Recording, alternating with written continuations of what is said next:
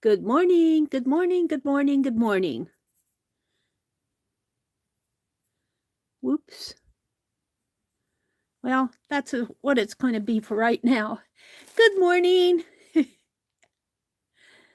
Aw, somebody took your N. Good morning, Arlene. Hi, Rhonda. This is Meri at the Meri Atelier, and today is Thursday, March the 16th. Can you believe it? March the 16th already. Let me get my tablet set over here so that I can watch. You guys, I got so much rest last night. I slept the whole night.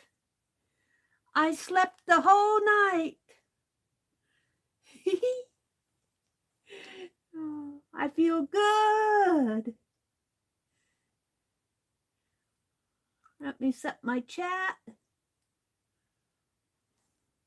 And boy, am I thankful that I got my running around all done earlier this week, because Mr. Ryan Hall says it's going to get cold again.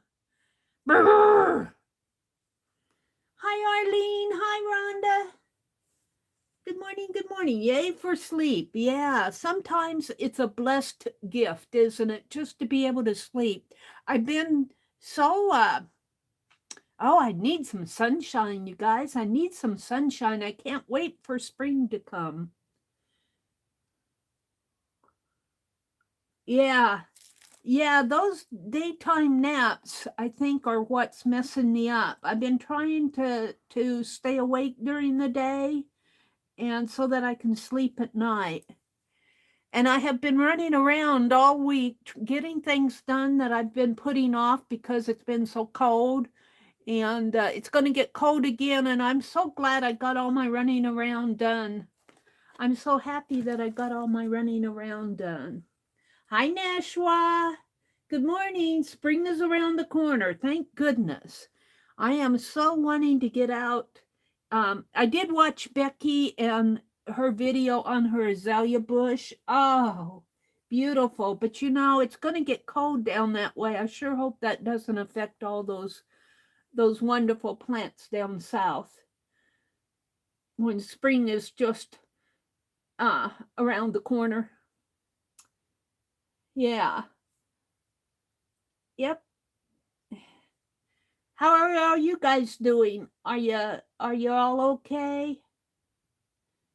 Arlene said, and I did just the opposite. I cut out the night naps, and I've been sleeping really good yesterday. Oh, well, that's good. You are a night person. You are a night person, Arlene. I don't know. I had been dragging so much lately. Just lost my energy level. And I'm going, this has got to stop. This has got to stop. So let me share some of the things. Penelope's here, of course. She's my companion on my desk here, my little art mascot. And this is the needle book that Ruth sent me. And I did get all the tassels done. This one still needs to have the little green one sewed on it. But they're all finished. And I need to cut off the ends. I thought I'd do that in here. And put the little keys on them. And put them in envelopes and send them away. But they're all finished. I'll just fold that up and put it over here somewhere. And I bought this bag of buttons from a lady off of Facebook Marketplace. A little bag of white buttons. I was going to bring a jar in here. I didn't bring in a jar. It's just a little bag of white buttons. And she's, what you going to do with them? And I said, oh, I just use them in my craft. But honestly, I like to see them in the jars. I like to see them in the jars kind of as a display. So we'll be doing that maybe later this week, putting them in a jar. Then I've been tatting. I've been tatting because I've been working on the tassels. All my tassels here. But I'll tell you, I got this also off of Facebook Marketplace a couple weeks ago. And this lady said that this was her mother's, and she just couldn't use it, and she didn't want to get rid of it. This is a beautiful blue. And this is, well, this is called Cleo. What this is called Anne. Let me get this out. And it's a cotton, and 3 ounces, 100 grams. I don't see a weight on it, but I think it's what they call a 1 or 2 weight. It's more like a pearl thread than a yarn. It's more like a pearl thread. And when I got it, I paid $4 for all 4. I paid about $1 a piece for these, which I thought was fair. I mean, they're practically new. Let me put these off to the side. But boy, it took a lot to unwind them. It took a lot to unwind them. And let me pull the needles out. Oh, this is a crochet hook. Uh-oh, it's caught in there. There. Put this off to the side. I've been playing with the tatting, and I do like tatting with this type of thread.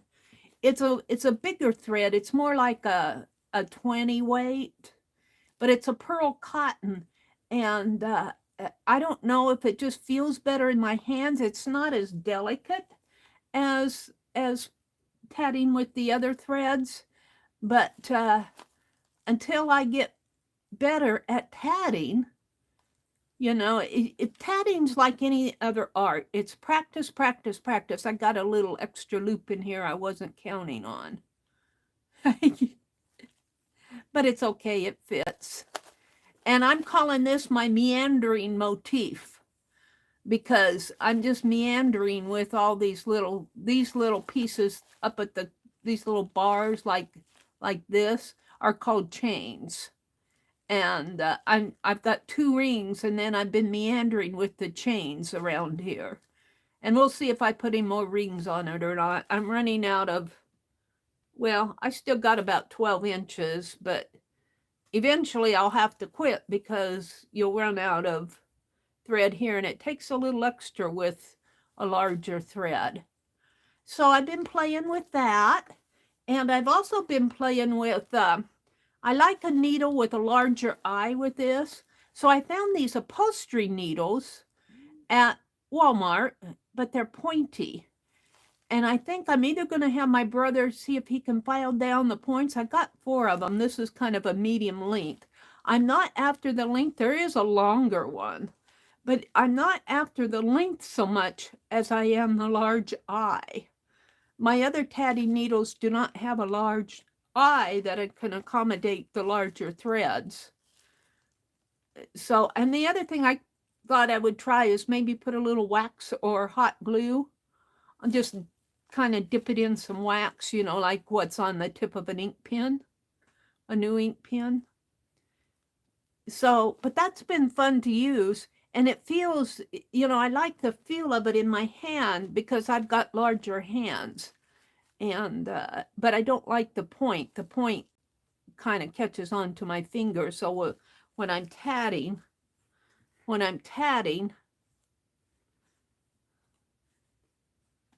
well, this is the tail. When I'm tatting, I kind of hold that thread up so that I don't scrape my finger with that sharp needle. So I was thinking either put hot glue or wax or have my brother file it down a little. He's got all sorts of files out there. So I've been playing with that, and I've been crocheting on my Afghan. Let me put these things back in here so I don't lose them. So I've been playing, and I have these other tatting needles and pieces that I've been playing with. Let me put them off to the side.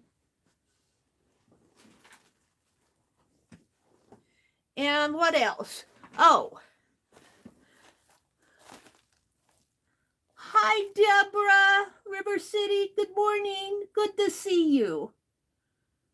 Arlene, I have more room of tack strips to get up. What are tack strips? Then I'm ready to have the floors refinished. You're exhausted. Ugh.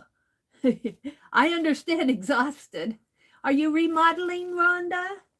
Nashwa's here. Hi, Calico Kate. Calico Kate Kathy, good morning. It's good to see you. And Nashwa and Arlene and Rhonda. Good morning, ladies. Kathy said, I'm in bed watching.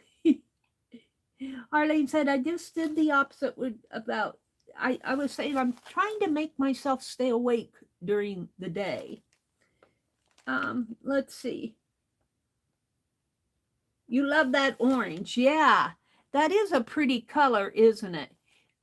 It's almost a coral orange. It's not pink and it's not orange, and it lends toward an orange. Hi, Kimberly. Good morning, lady. Rhonda says, yes, I've been having wood floors refinished. Oh, wow. Painting all the rooms and updating some of the things in the house. So you're remodeling. Oh, I'm going to do some spring cleaning. After I get rested up, we really need to do some spring cleaning around here, and I know it's me that's going to do it. But I also, yesterday, I had to go to the library, and I'll share that part with you in a minute. But what was I going to tell you? I had to go to the library. I lost my train of thought. Well, I went to the library yesterday. I lost what I was going to say. It just flew out of my mind. Kimberly says, good morning, Nashwa. Deb is here. Hi, Raul. Good morning, Raul. It's good to see you. I still have your envelope to send you. I've still got some mailing to do here. I got to send off these tassels. I've been making tassels. I got 5 of them in mine, which is here somewhere. Put them off over there. Oh, I went to Walmart and I got some paint brushes. I'm going to open these here. I think. They put this little tag in there so people don't open them. Because I'm always looking for good paint brushes, and I'm hard on my paint brushes. I need to clean those. I keep saying I need to clean them. Put them in some Murphy's oil soap. Let's open these up and I'll have them. And they give you a nice, I might use this for my tatting needles and such, my little tats. They give you a nice paper, a nice bag. Let's pull this out. See, they give you a nice, and that'll hold my tatting needles and maybe my tatting stuff. Maybe I don't know if I could paint that because it's plastic. I'll probably just cut it off. They give you, you're supposed to keep your paint brushes in it, but I have a jar. Royal and Lang nickel, I get them at Walmart. I'm going to put that down with my tatting stuff. And I want the little brushes. Wow, these are kind of tall. And the larger brushes go in the other jar here. But it's got several larger brushes. And I forget what I paid for this. $7 or $8, I think. I can't remember what I paid for it. But these are brushes that I can...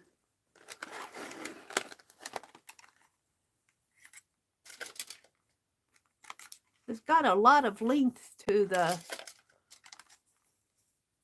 handle here.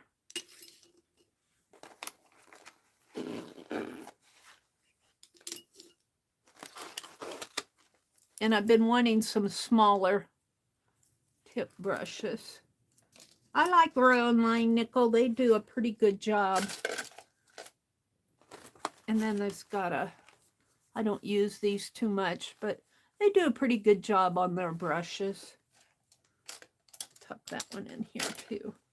And then look at this. They give me all sorts of nice elastic thread. Huh. Might be able to use that. Oh, we'll keep that out. And they explain the brushes: a round, a flat, a filbert, an angular, a bright. Huh. A fan. I didn't get a fan brush, and a detail brush. There wasn't a fan brush in here, but that's okay. And then I got some happy mail from somebody here. I didn't order this. My brother brought it in. I said, I didn't order it. I don't think I ordered it. Let's see what this is. This might be my Cray Spire. I'm going to do, if it's my Cray Spire, I'll have to, let me peek. This might be my Cray Spire. I'm going to do a collab with Cray Spire again. Let me peek. I think it is. If it's my Cray Spire, no, what is this?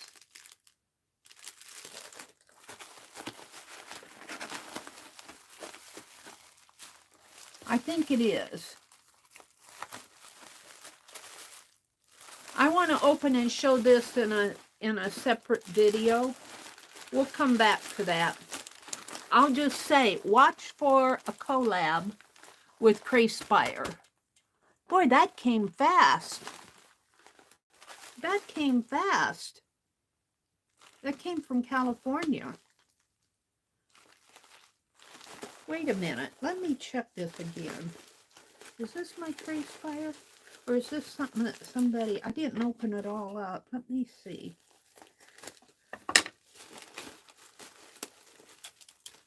Is this what I ordered from Cray Spire? Yeah, it is.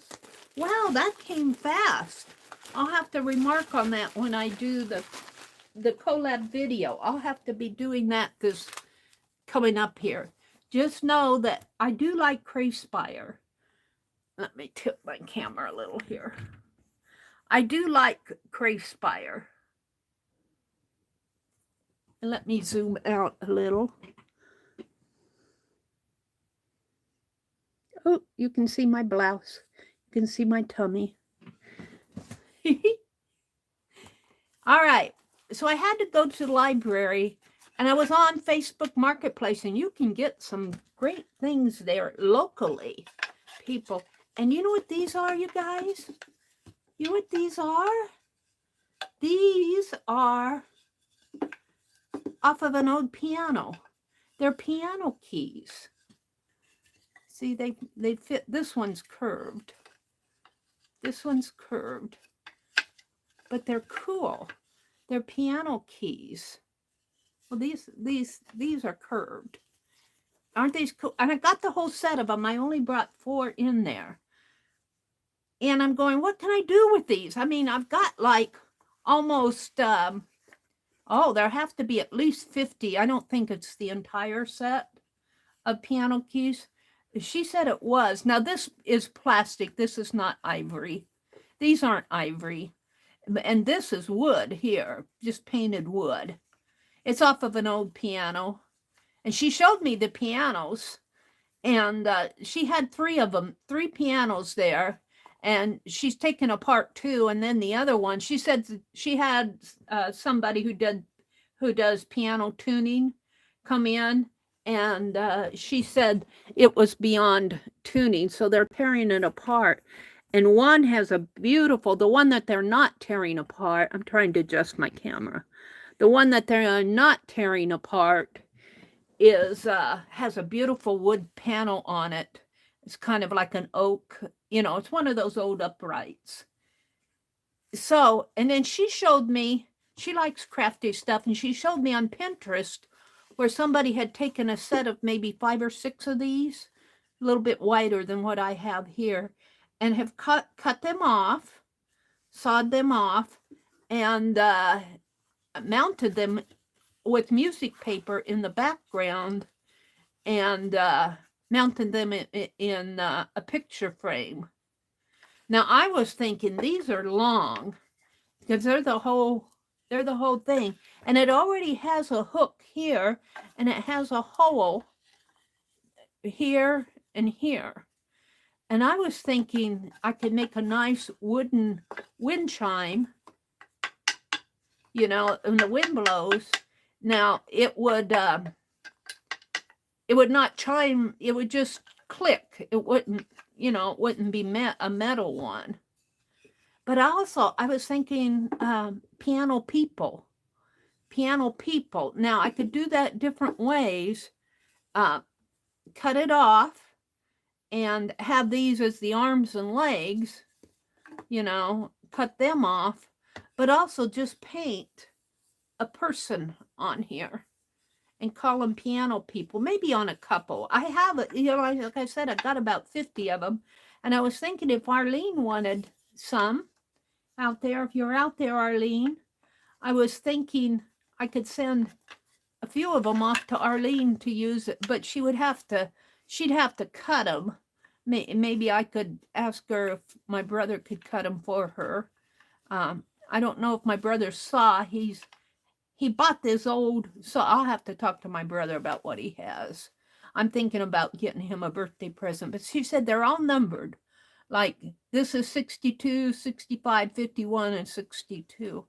But I like that they already have these screws in there, and they already have holes in here.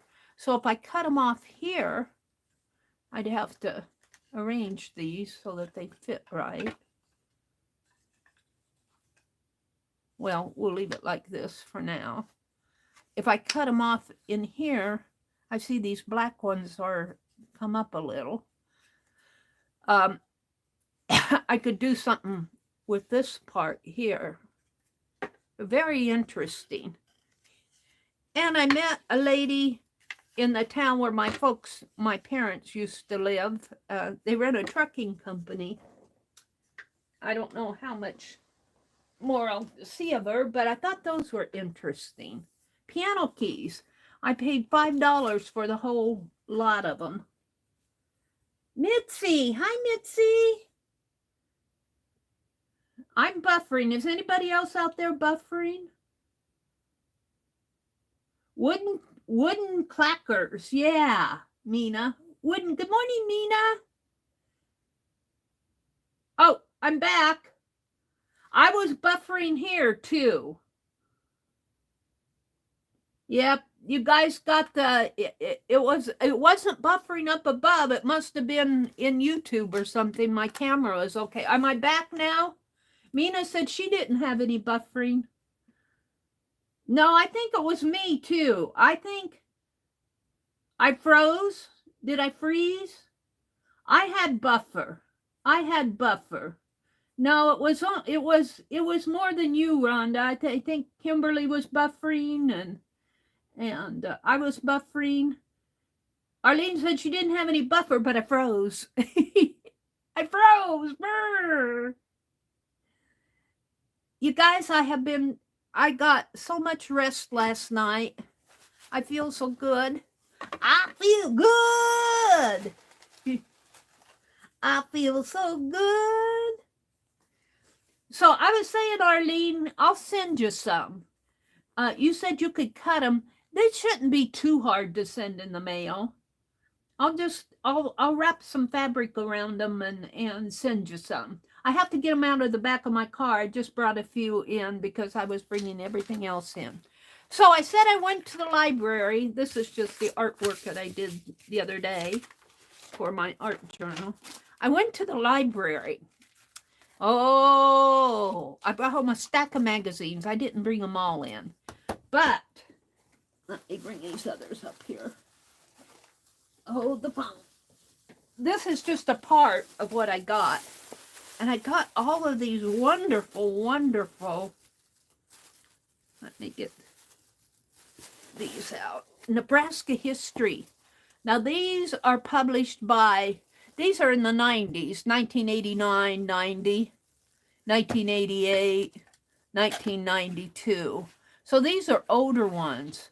But I was looking through them. Now, this is all about Nebraska. It's published by the Nebraska, well, they call themselves Nebraska History now. It used to be the Historical Society.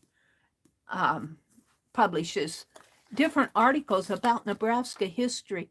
And it just, as I was looking through here, I realized how much I don't know about the state that I'm living in, the state that I grew up in. I mean, I know what the capital is, and, you know, I knew about the prairie and the 1980, I mean, the snowstorms and that type of stuff. But there's so much history in Nebraska, just so much wonderful, wonderful history. So I'm not going to read all this to you, but I'm going to tell you, I've been enjoying these. And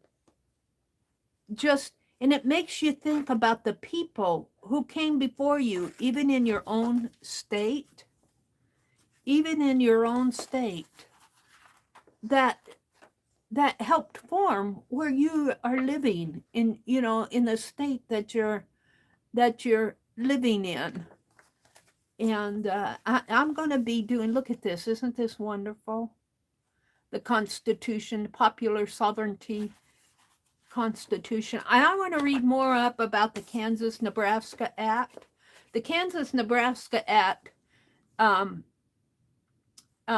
was right before Nebraska and Kansas became a states, I believe, and it's all about sovereignty and slavery. You know, which states are going to have slaves and which aren't. And I think Nebraska ended up being a non-slavery state. But look at this, all about the Indians and the pioneers and all these people, Nebraska statehood and reconstruction. And this is a picture of downtown Hastings. Now, see, the Rivoli Theater is still there. That Rivoli Theater is still there, and it's still functioning as a theater. But, and I go down this way, the YWCA cafeteria is gone. But boy, I think on the end there's across from the Rivoli Theater is a little shop. I think it's called the Art Bar, or it could be, that could be where Johnny's is, snack bar. And I go shopping in this. I think this is that the old Ward's building, or it could be down this way further, but this is 2nd Street. And look at all these old cars. My mother would love this picture. So this kind of reminds me of what Fibdiggity would be like. And I'll have to take this with me sometime. I am aching to go urban sketching. But look at all the old lampposts. I wish they'd get these back. Look at these old lampposts. Oh, wow. And this building down here looks interesting, but I don't think it's there. One of these buildings had a fire. I think it was this one. It was either this one or down here. Had a fire just here recently, destroyed the whole building. They had to tear it all down. It was a Rexall drugstore. But now this kind of reminds me of what I see as Fibdiggity, only instead of all the concrete, I would have more trees in here, because Fibdiggity in my stories is, the slogan is a little town in a big park. So I'd have more trees in here, and the road would be pushed back over this way, and this would all be grass and park, you know, and flowers and that's how I see Fibdiggity. But this is a wonderful picture. So just wonderful. I don't know where this is. Let's see.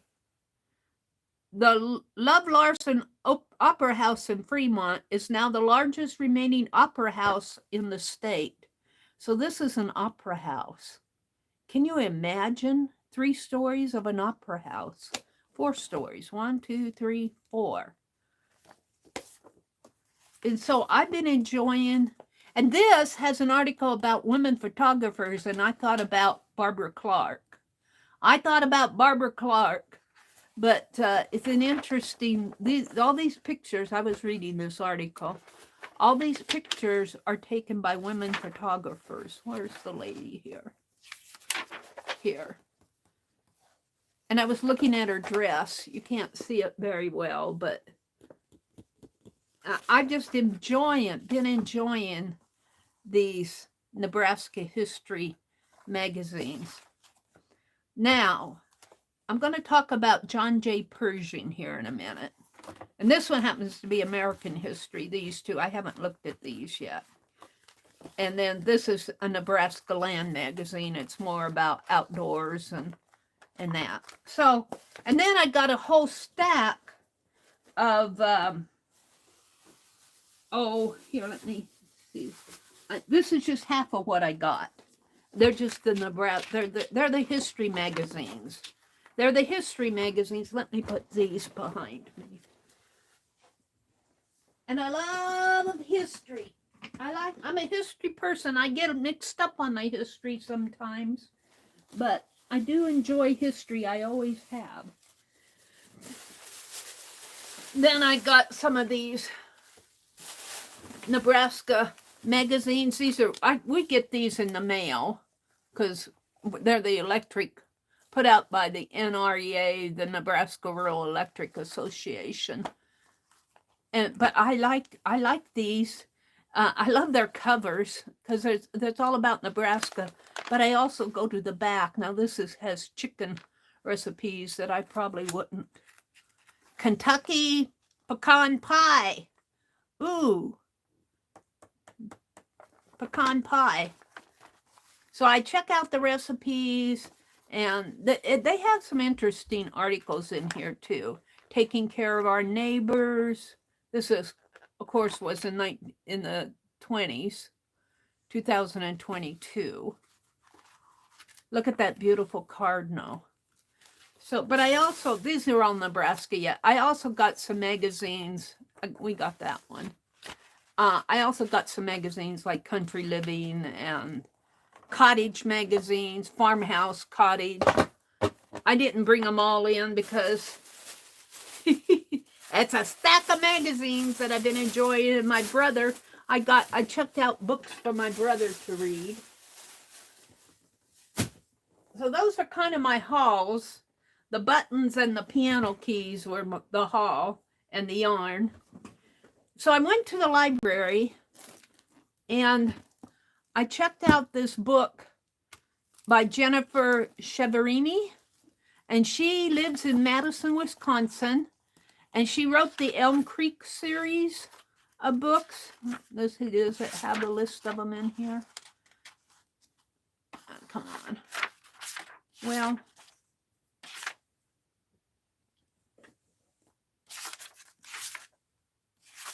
I don't see the list. Maybe it's in the front. Here. She wrote all these books, and I love, every time she's been publishing lately, historical novels. And this book is called The Switchboard Soldiers. And let me just read you the cover here. From the New York Times best-selling author Jennifer Cheverini, a bold revelatory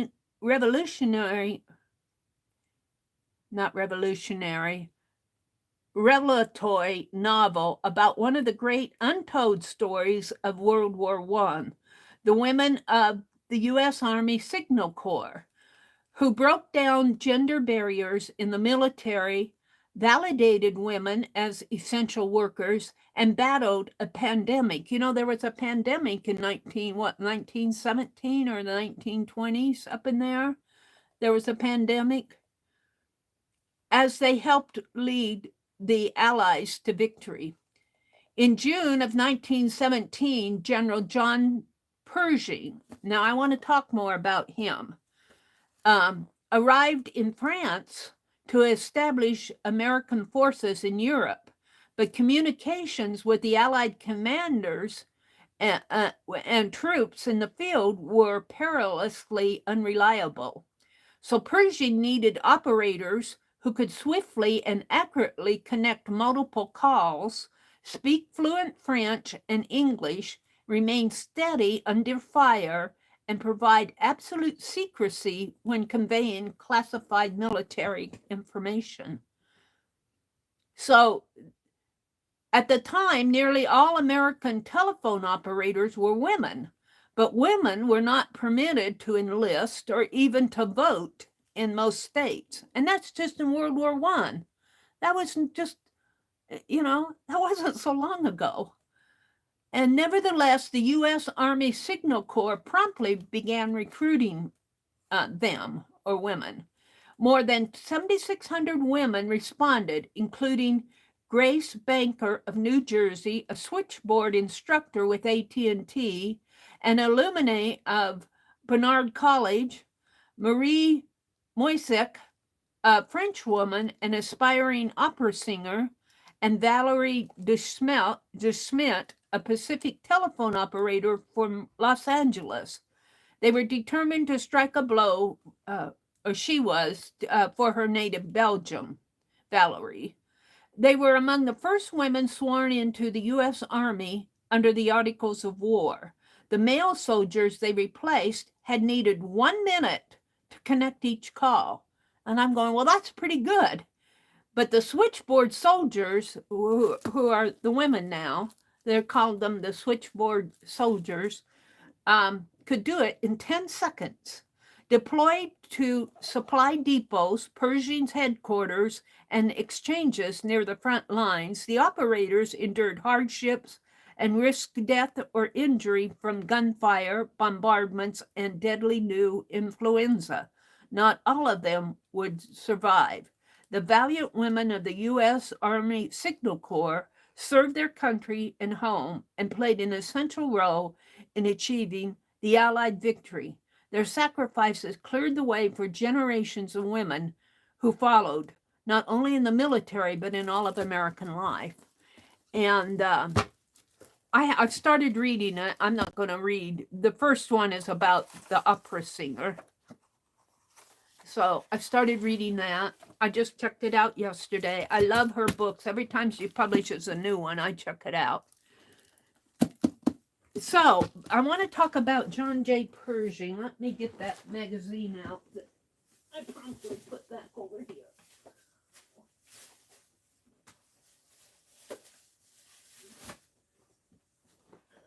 Let me find it here. It was all about Pershing. Hold on. I picked up the pile of them. I probably picked up the wrong ones. Probably on the very bottom. No, I don't see it. What did I do with it? Hold the phone. I saved that magazine out because I wanted to talk about Pershing. Well, I'll talk about him. John J. Pershing was a general. And he taught, and I didn't realize that until yesterday. He taught at the University of Nebraska. John J. Pershing was a general in World War I. And that's where the switchboard operators, they called them the hello girls too. But the switchboard operators, they served over in Europe during World War I. And I don't want to talk too much about it because that's about all I know. It's what I read from the cover. I'm just learning about it. But John J. Pershing taught mathematics and he got his law degree at the University of Nebraska. I think he taught mathematics and another subject at the University of Nebraska from 1891 to 1895. And I didn't realize that. And also up in Lincoln, there was this kind of a big auditorium. It was called Pershing Auditorium at the time that I was in college. And I'm going, oh, that auditorium. And it just, I would walk by it so many times. It was real close to the Nebraska Capitol. And when I went to school at the university, we did a lot of walking. And I walked by that Pershing Auditorium so much. I mean, I can close my eyes and see it. And they would have like the state basketball tournaments there, and they'd have the local school bands would go up for whatever they were getting together. We went there, our high school went there. I don't know if it was for state basketball or for a band with our band, because we had both good, when I was in school, we had both a good basketball team and a good music department. And I can remember going there. And I can remember walking around the outside halls of that Pershing Auditorium. But they tore it down. It got old. The building got old, and they tore it down. It had a big, huge mural out on the front side of the building. I mean, a big building mural. And they saved the mural, and they put it out in some park area, some building. I was reading about it yesterday. But I've been reading about John J. Pershing. I'm going, here, I didn't even know he was associated with Nebraska. I miss so much. I love history, and I love reading about history, but I miss so much. I'm constantly learning new things. So one of the things that I want to do here, in here, this talks about Grace Banker of New Jersey.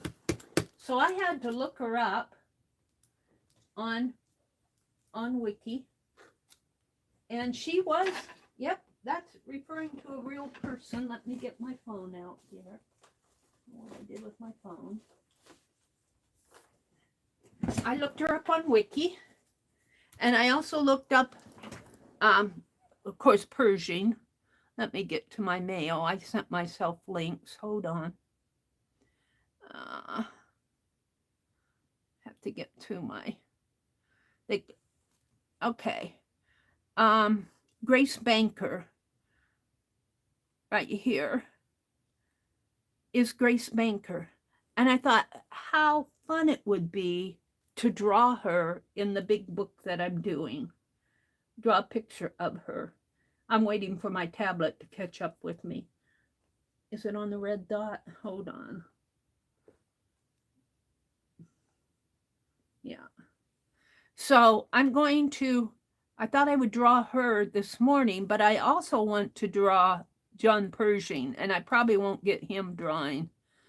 Here he is here, the general. I probably won't get him drawn this morning, but I want to go back and draw Grace. Let's bring her. And you can read about her. I mean, she's got a big article here on Wiki. Well, it's not a huge article. She was honored with the Distinguished Service Medal for her services with the 1st Army Headquarters. They operated switchboards at 1st Army Headquarters and then I can't pronounce the name. It's over in France. But I thought I would download this. Save image. And let's go out here to my library and get her out. Boop, boop, boop. Boop, boop, boop. And there she is. So that's what I'm going to do this morning with some other things. So I've been having fun in the background, you guys. Let me look at chat. Rhonda says, "Oh, Arlene, if you could only see me." She says, "Yikes, I look like roadkill this morning." I probably do too, Rhonda. I thought I would change that one word. What one word? Arlene says, oh, jinx, I bet you don't. I saw a NASA stream the other day. NASA, NASA, stream the other day. It was for female physicist panel answering questions, and those women were amazing. Yeah. I don't know, as women, we had a lot of women who have fought, who lived before us, who fought for women. You know, I'm for women's rights, but I'm also for family, and you know, I think women should be able to use their talents, but I also don't think the family should be destroyed either. So, you know, women are amazing, the amazing things that they can do. They just give a chance. No men freaking out in that story, Arlene. Kimberly says, what story? Rhonda says, I love history, especially how towns looked. Yeah, I was showing you that picture of Hastings. That had to be in the 1920s or so. And we still go downtown. I like going down. My mother grew up in Hastings, and she could tell you stories. She could tell you stories about Hastings.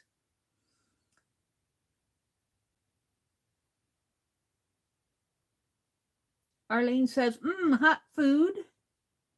Let's see. Arlene says, hunger, I'm going to make grits and eggs this morning. Mitzi said, Wisconsin? Yeah, Jennifer Shiverini, that book that I was sharing about switchboard operators, is from Madison, Wisconsin.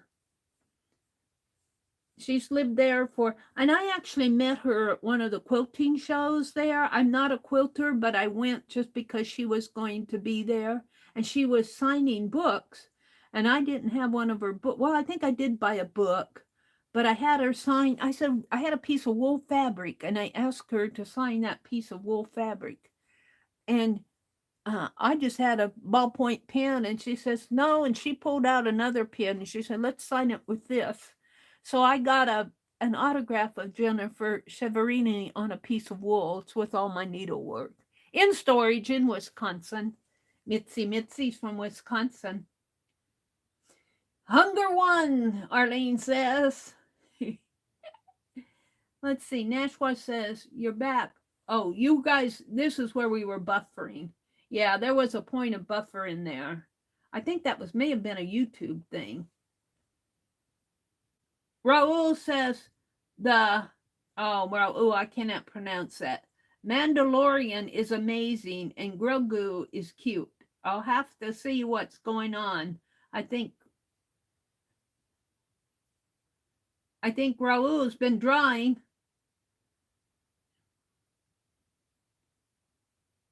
All right. So let me pull some pins out here. Is this a bold or a medium? I don't know.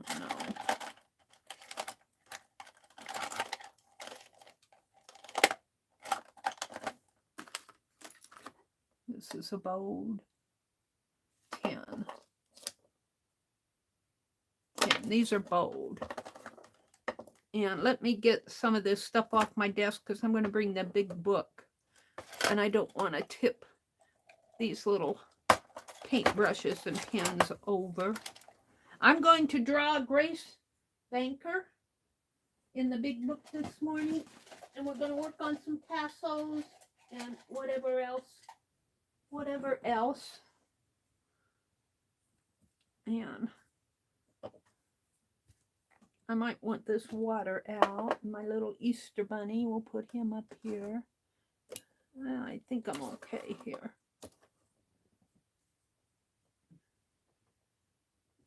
And I want to work on tea bags this morning too.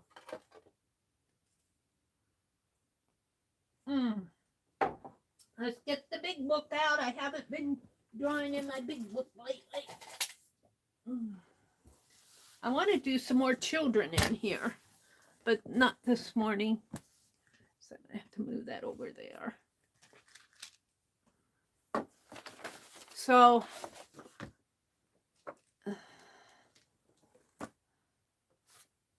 I might have to move this stand.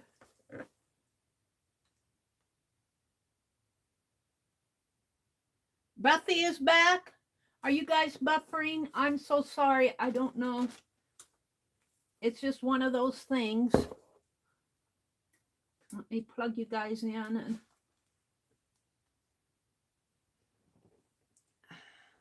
are you guys buffering and freezing?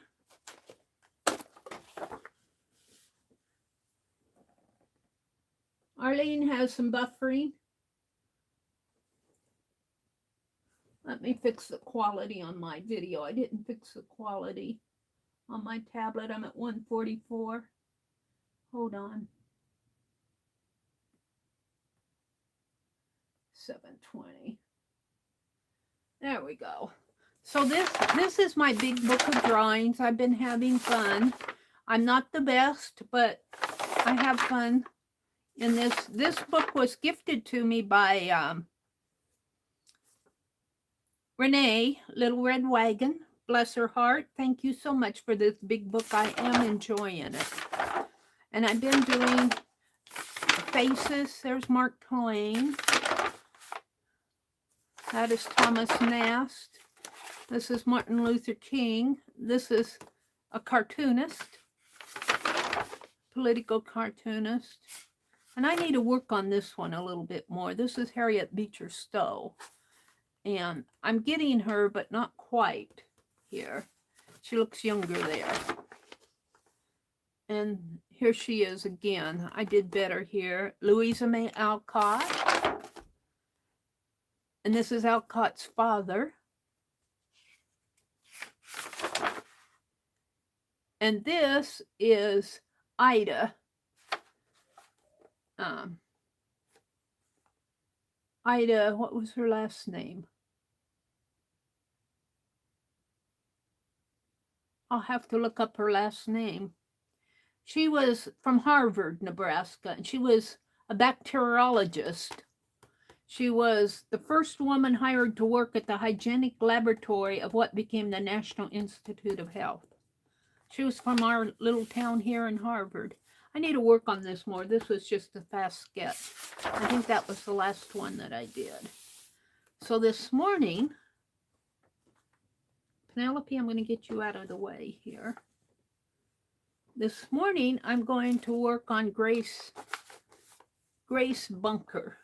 Banker, not Bunker. She said, don't call me Bunkers.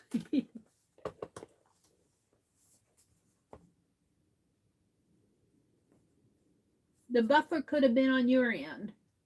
Your internet is less than reliable. Less than great. Oh. Hi, Topaz Pearl Girl. Topaz, I'm sketching. I'm going to sketch Grace Banker here. She's a switchboard operator in World War I. They were called and there's a novel out by Jennifer Cheverini, who's a Madison, Wisconsin author. She kind of writes and more of a storytelling. It's a historical novel. But she researches. So she gives a lot of what she's saying is fact. But, you know, she's writing a novel, so she's got to protect certain privacies. But speaking about John J. Pershing, who was a general over in Europe in World War I, and it's so fascinating what I learned about him yesterday, and I told you all about Pershing Auditorium it's just so sad that they tore that building down. I used to walk by that building all the time. It's gone now. It's gone. But they had this great big building that honored John J. Pershing. And they built another auditorium. I forget the name of it. I haven't been to Lincoln to see it. They built another auditorium, bigger and better, they say. But just give it 30 years, give it 50 years, and that one will come down. And it's so sad. It's just like a part of history has been lost. But I guess, and I don't think they tore it down because it was not maintainable. They tore it down because it could not accommodate so many people that were coming to all the functions. And they needed bigger and better. And so, you know, they quit using it when they built the new one, and then they stored stuff in it for a while, and then they tore it down. And the mural that was out on the building, I've been reading about this yesterday. The mural that was out on the building, they did save it, and they put it out in some park. And I'm just so sad to see that part of history lost. Now I'm going to stay zoomed out. Let's start drawing her. So if I put her hat up in, oh, these are still the pins that Sherry Van sent me. I did buy some boxes of pins, so I have plenty, but I haven't got those in the box out yet. So if I put her hat up here and just kind of lightly figure out how she's going to look here. I don't think I want her that big. I want her hat that big. So her hat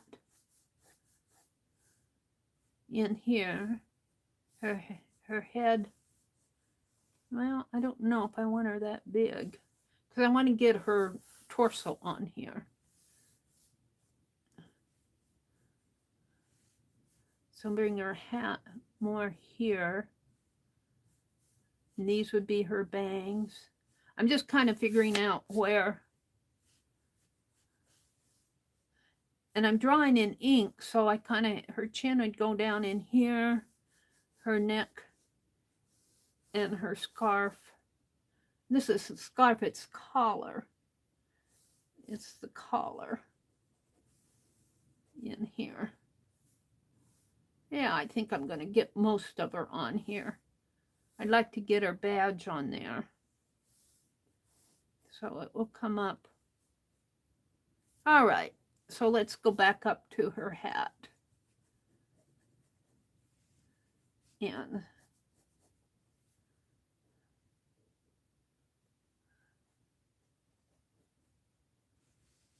then her hair kind of comes out this way. She's got short hair. Now, she was an instructor, and these ladies, they had to be pretty smart. They had to speak fluent French. And, you know, I was thinking, man, I took French in college. We didn't have, I went to a small school, and at that time there was no foreign language taught in the smaller schools. But I took French at the university. I had to have 2 years of it. I struggled through it. Well, the first year was not so bad. I did okay, but then the second year, man, I tell you, I certainly was not fluent in French. But, you know, they connected all those wires in less than 10 seconds. Or 10 seconds, they said, when they hooked up all those. They get a call in, you know, they plug in the wire, and they had to be nice to the person that was calling. And then if they were in the same network as the big old console that they were switchboard operators were seated at, they could also plug in the wire over there and connect those two somehow. I don't know how they did it exactly, except I know they went plugging in stuff. And sometimes they were in a different network, so they had to plug them into a different network across the way. And it caused a lot of reaching across the room type thing. I was reading about that yesterday. I thought that was interesting. How we have advanced since the 1900s, early 1900s, technically. Now, I can't see. She looks like there's an eagle or something. I'll have to see what the metal is up here. I'm just going to put in a little shape in here. It looks like it might be an eagle up here, but I can't see the whole thing. Something like that. And then her hair comes out this way. But these gals had to be smart. They had to be smart. And this banker, Grace Banker, was an instructor for AT&T. She graduated from whatever school. I can't remember the school that she graduated from. And she got a job as a switchboard operator at AT&T. And she ended up being an instructor. Let's see, her face kind of comes down like that. And this is where I get her ear there.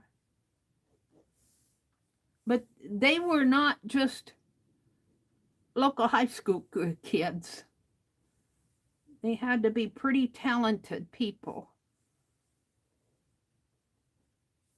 All right, so her collar comes this way and down like so. And then she's got some sort of a pin here going on. And then this one comes up like this and off her shoulder there. And then she's got an insignia or something over here on her. A patch here, and it has an A on it. Probably for Army Signal Corps.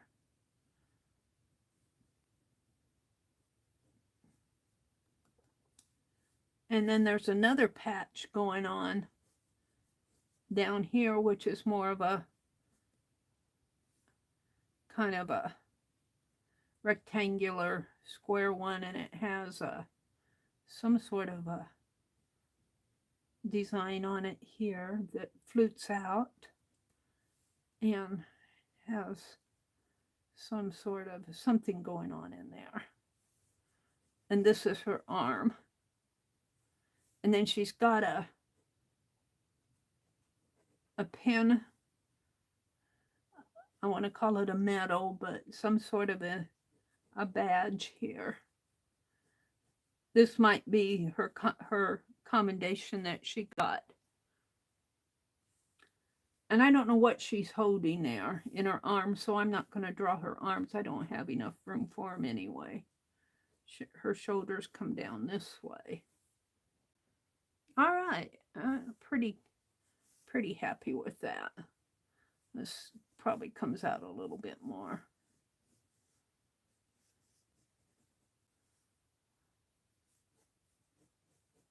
And this probably goes, I have this needs to go over more, but I'm going to stop on that. All right, so her hair is all dark, so I'm just going to start putting in dark here. And when I put water on it, all of this will smooth out. So I'm just kind of putting in dark lines here for her hair.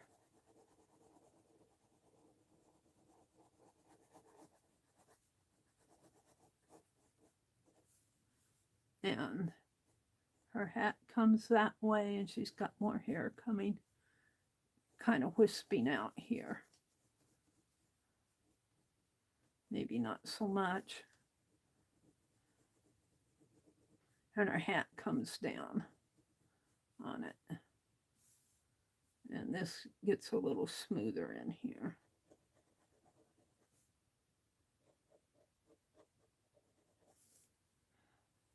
All right, her eyes, her eyebrows almost come up to her. Let me show you.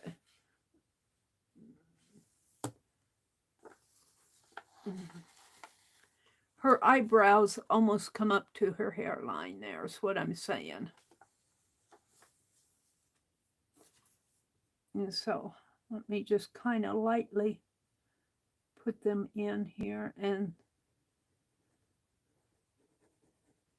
right in there and right there. And her eye.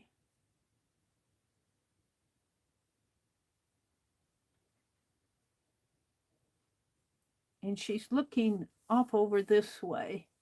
And I never get the tilt of the head like I like it.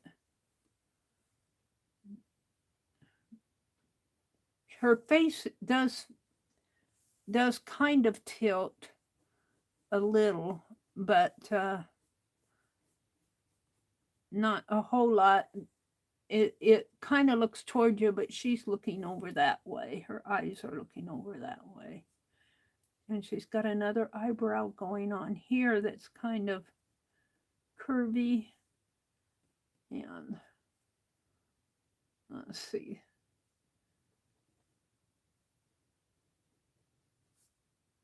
She's got just a little bit of a slant here on her eyes.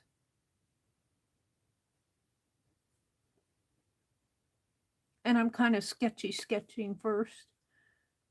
She's got dark eyebrows.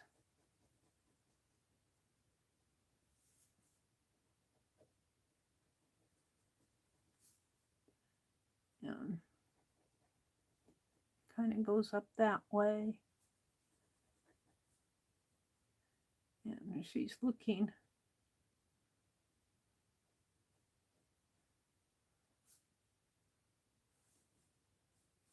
Now I don't have the slant on the eyes the way I want them. This one has to come up a little bit more. Yeah, I guess it's okay. She's looking off over this way.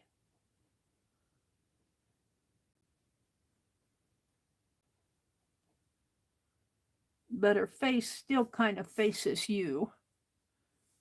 And her face is more round than I have it. And her neck, this probably comes more down. And this is all shady. Light shade. And she's got, this is off of an old photo, so it's pretty grainy.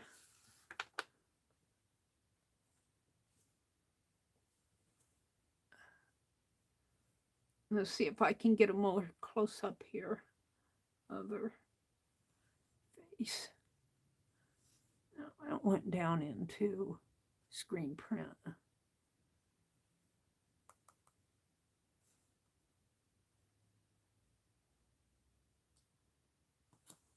See how her eyes slant? I don't think I tried it. I got it a little, I think, but her eyes are a little more square than I have them. More like that. And she's got shadow in here. And then her nose comes here. And then this eye is not quite as long.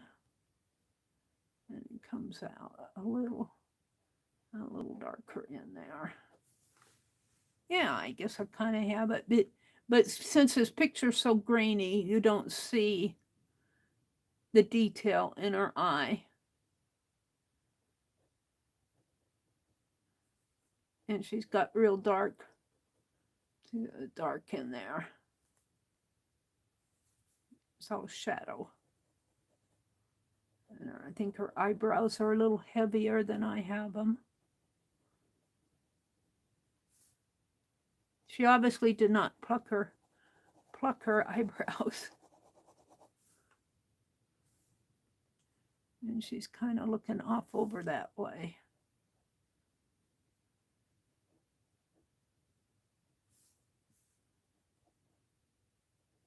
And she's got open mouth.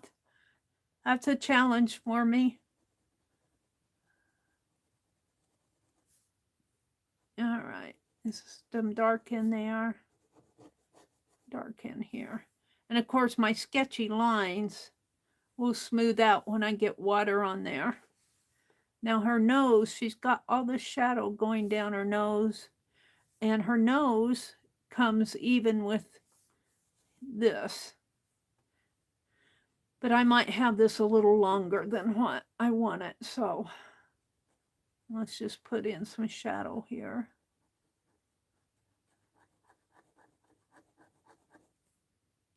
And now I guess I can get it in there. Hold on.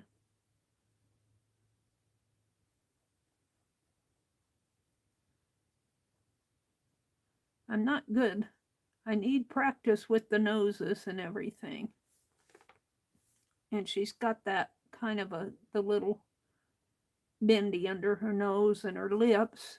Her lips are, when she's smiling, here her upper lip is really thin.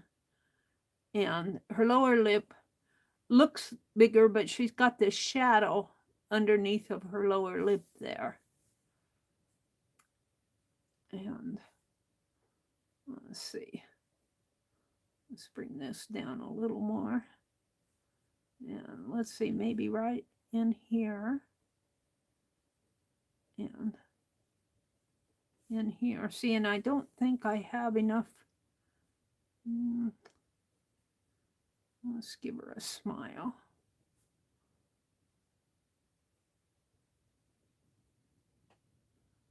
Yeah, I hate drawing teeth. I hate drawing teeth.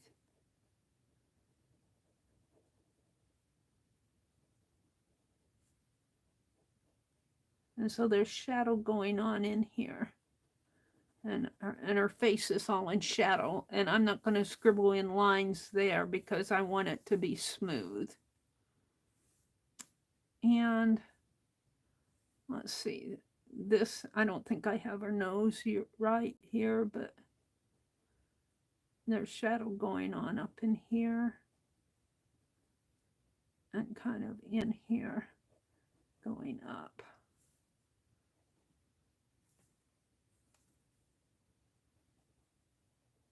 And this hat, I think, is a little bit lower. The hat, see, it almost comes, either her eyebrow is longer or her hat is lower here.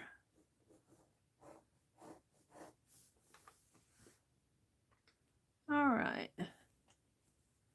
So her hair comes there, but her face comes up here, and you can see just a bit of her ear there. And I'm going to put shadow in there, but I don't want to do it with my pen. Her mouth. Her mouth. Maybe if I just put in real light lines.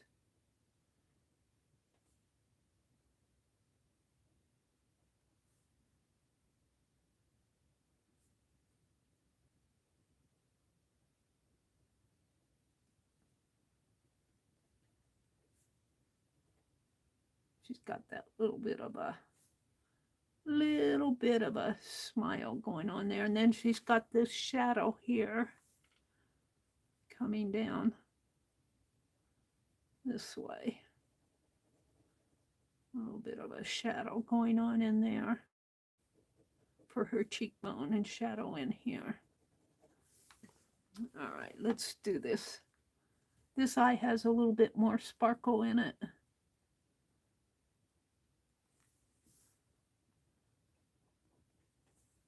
And her eyebrow is really dark. Her eyelashes are dark. And there's shadow going on in there.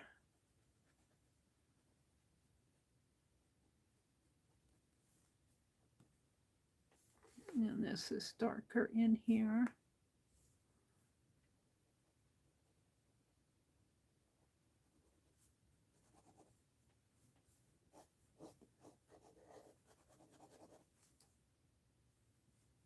And of course her hat is dark too, so This is all dark in here, except for the trim.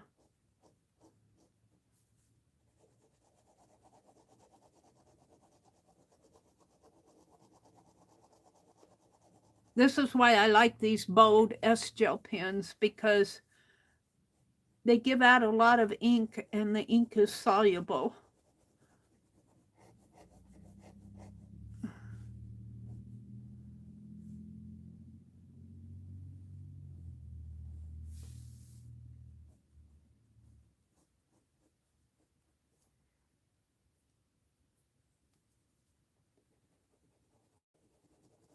And this is all hat going on in here, except for this.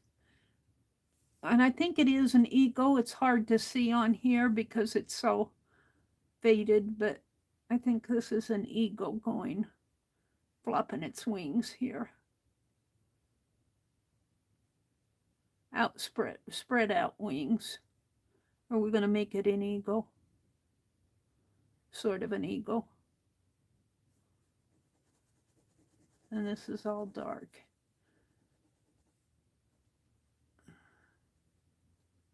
And then there's this white band that comes across this way. I'm going to sneeze. Excuse me.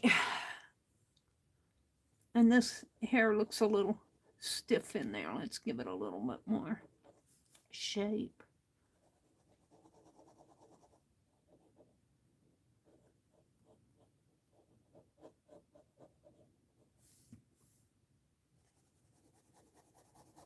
And that'll get all shaded in. And her hat up here kind of comes more. It's kind of gotta. Yeah.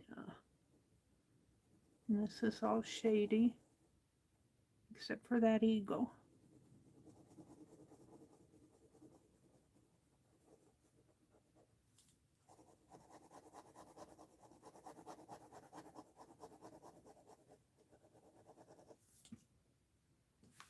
And of course, the more dark I put in here, the more dark I have to make her eyes.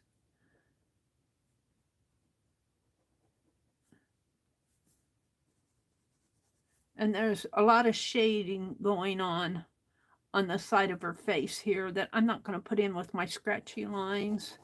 I'll put them in with ink when I start putting water on it. Excuse me, I sneezed. I have to take a break here.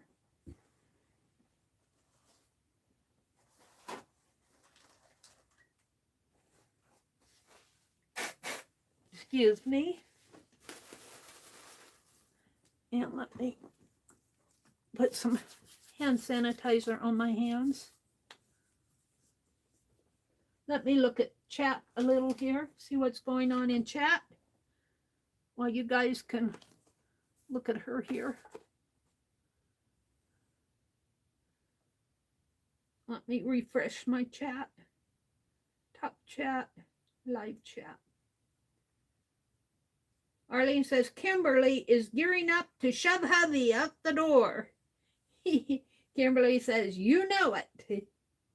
Mitzi says, all this morning, Kimmy Kim, wow. Kimberly says, I made Polly, I think Paul is Kimberly's husband, chicken salad, garden salad, and scrambled eggs and bacon, and now I'm packing them up. Arlene asked what everybody is working on this morning.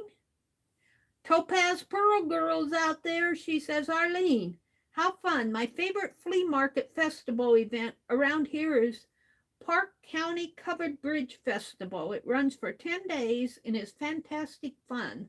That does sound fun.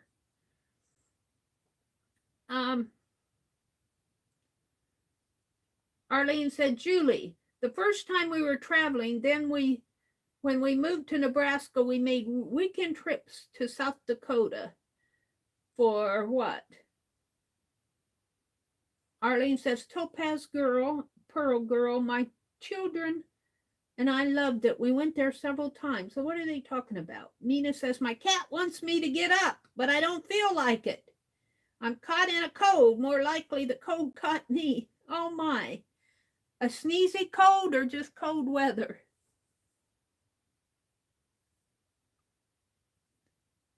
Let's see. Arlene says, I would love to see Meri sketch the Corn Palace mural. Oh, that's interesting. Meri.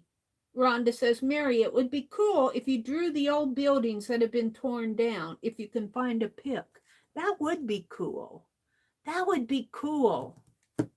Like that old Rexall drug. I do have an urban sketch that I did on the fly of that Rexall drugstore because my mother used to go there, and I can remember parking out. It had one of those old neon signs that said Rexall drug on it. And I love that corner, and it burned down. Preserving our history is so important, Julie says. Angie came in. She said, good morning, all. I'm going back to sleep. I'll be back in an hour. I got to stop those Angie naps. I've got to stop those Angie naps.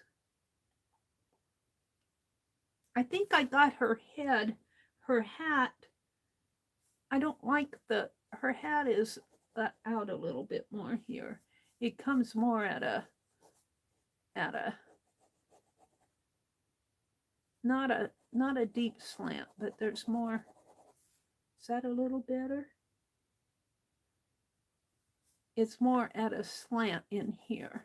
I might make this all shading up in there.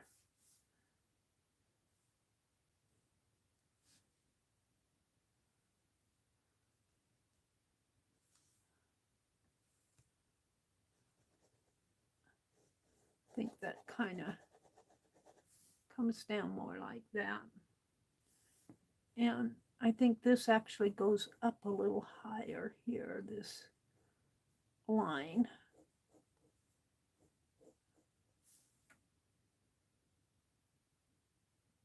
And then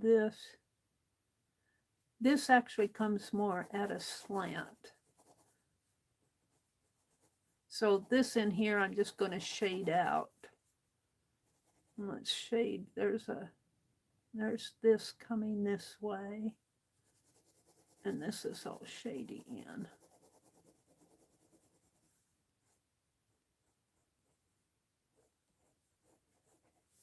All right. Well, it may not be perfect, but I think I'm pretty close here.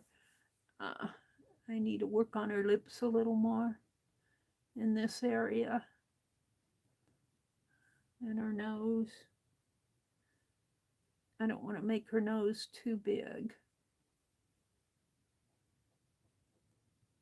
And there's obviously shading in there, but I don't want to put too much in with my lines. All right, I think I'm caught up with you because I'm back to where you guys were buffering. Hi, Chaz. Says, hi, Meri and Fibs. I'm in lurk mode. Chaz Phantom Chick. Good morning, good morning. Hi, Leah. I am drawing Grace Banker. You missed my review of Jennifer Cheverini's book that's out called The Switchboard Soldiers. These women, Grace Banker here, they were switchboard operators during World War I, and they were called into service during World War I to operate all the communications lines for the Allies. And this novel that Jennifer Cheverini wrote is all about the switchboard operators, and they called them hello girls. Hello girls. Hello girl. I think that's how it got its name too, because they were had to be real polite. Let me plug you guys back in, or I'm gonna lose you're gonna lose your juice. This is an old tablet. Leah is here. Oh, you got a sneezy cold, Mina? I know. Is that Deborah? Deborah. Well, I'm not that talented. I but I have fun sketching. It's kind of a likeness of her. It's more of a sketchy sketch of her, but that's what's fun to do in this big book. This big book came from Renee, Little Red Wagon gave me this big book of sketches. Got 600 pages in it.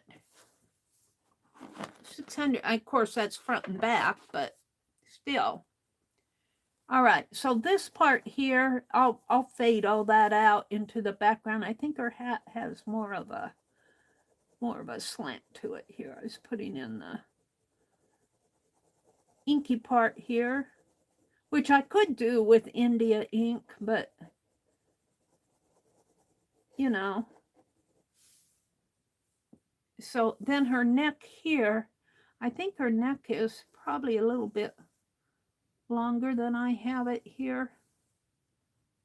It kind of comes that way. And I don't think I have the angle of her face, but I don't want to mess it up too much. And then this comes down more like so.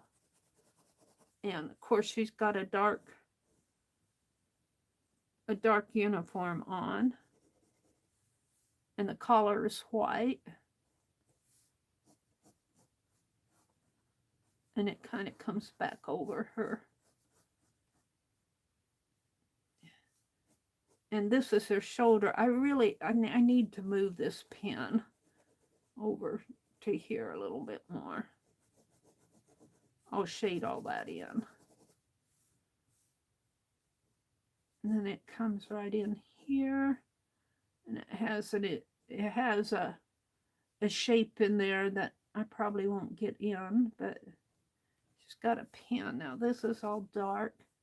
And then this starts her arm coming out. And I probably needed this over a little bit more too. But yeah, like that. And then she's got, and this is all shady. Let's just scribble it in, draw it in, putting in the dark suit here. Kind of scratchy hatches, lines.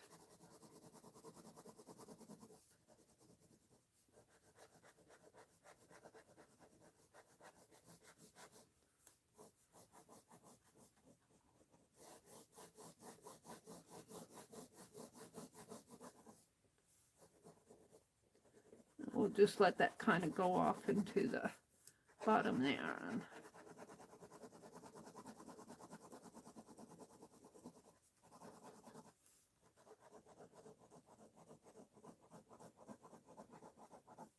Oh, she's got this, some sort of a cameo pin in here, right in down at the bottom here.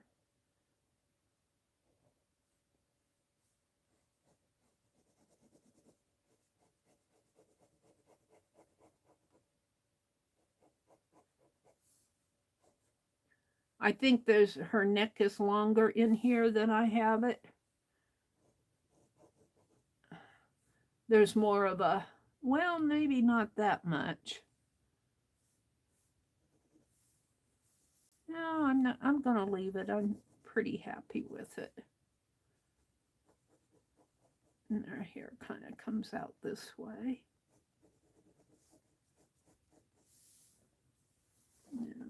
And I was doing this in here too, the eagle.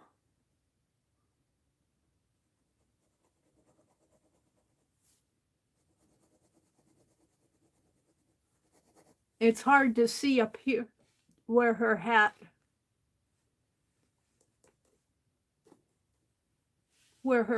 ends.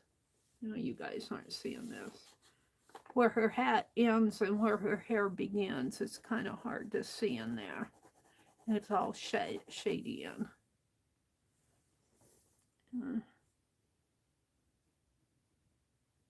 Her lips area there.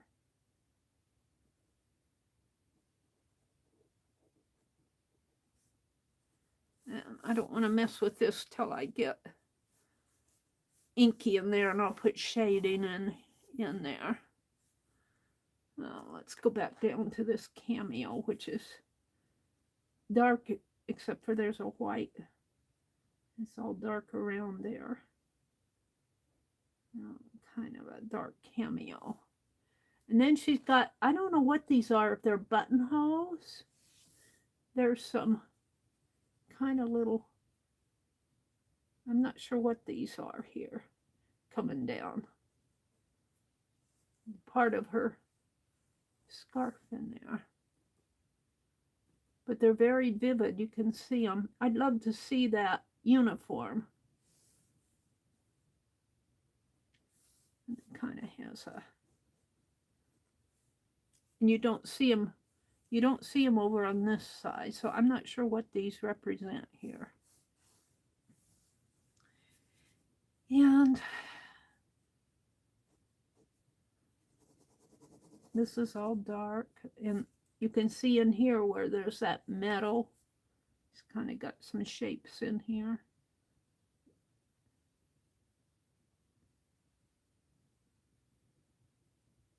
Going on in there.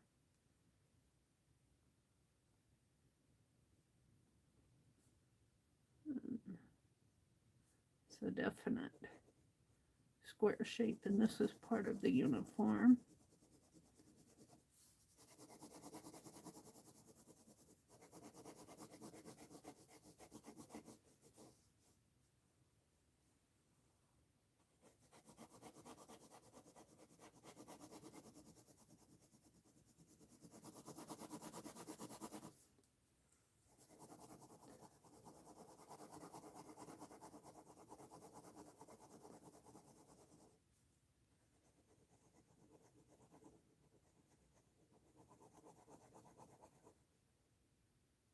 Let's see what's going on over here. It just kind of comes to a point down in here that I'm missing.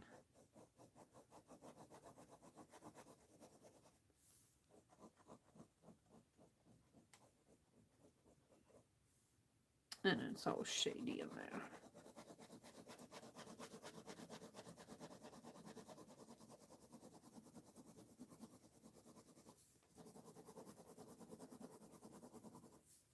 And all those lines, when I put water on this, all those lines they'll still be there, but the ink will kind of smooth it out a little. Now over here on her arm, whoops. Now you can't see it on this picture because, let's go back to that other one. I did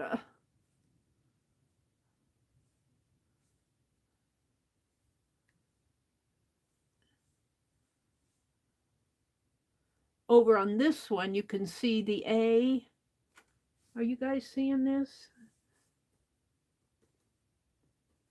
No, come on. There. I can't expand it anymore on this one, but there's an A and then there's an emblem. And I got that A kind of, I'm going to leave it where it's at, but it's here and it's white and it's got another dark circle around it, like that.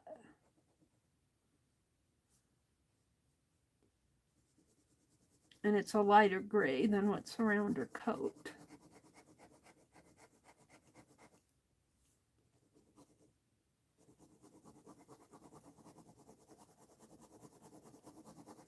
And that's all shady in. And then there's also this other patch. I guess that's what they called them, patches. Kind of comes like that. And it has sort of this fluted out insignia on it. And I'm not sure I'm going to get in there right.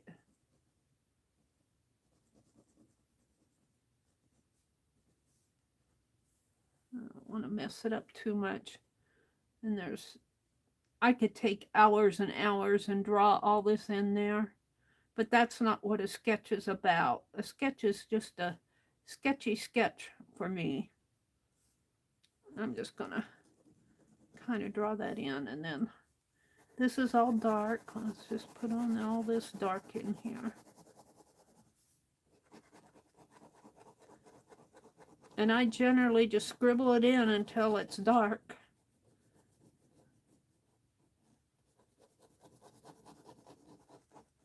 That's not perfect proportion in there, but it's good enough for a sketchy sketch.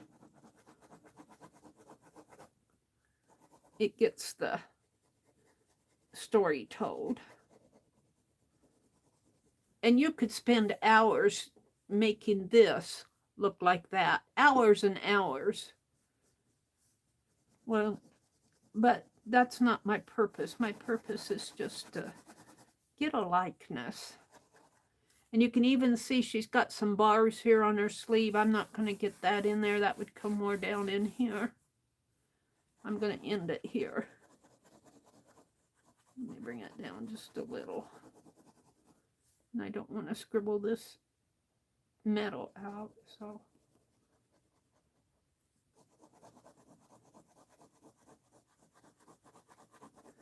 I'm getting ready to get the water out and put in the shading.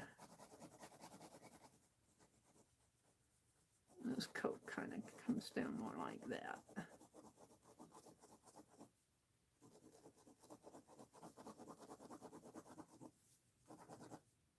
I'm pretty happy with that. I'm pretty happy with it.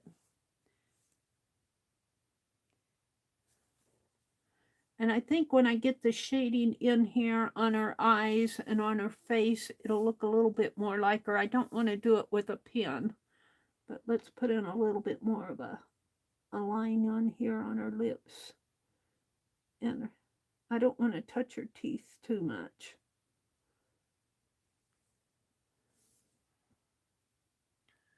And her eyes a little bit more.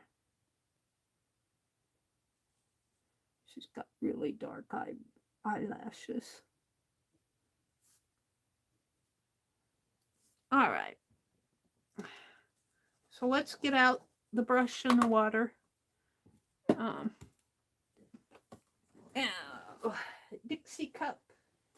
I bought some cups at Walmart the other day, or the dollar store. No, I'm going to have to dig them out. Where are my cups? Did I cover them up?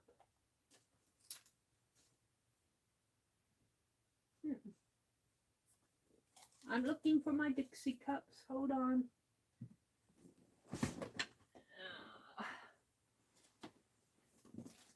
Hold the phone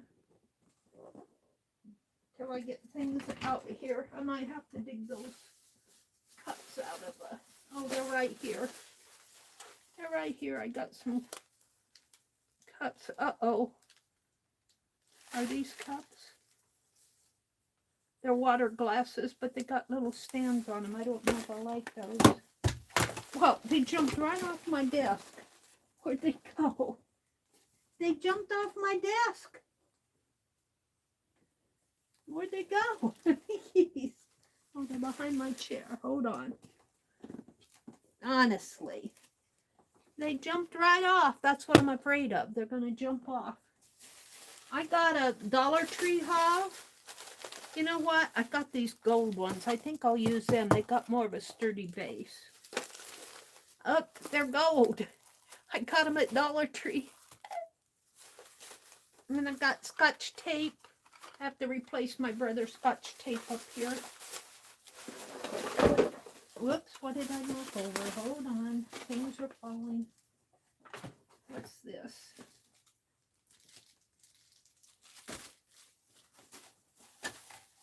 Oh, let me stand up.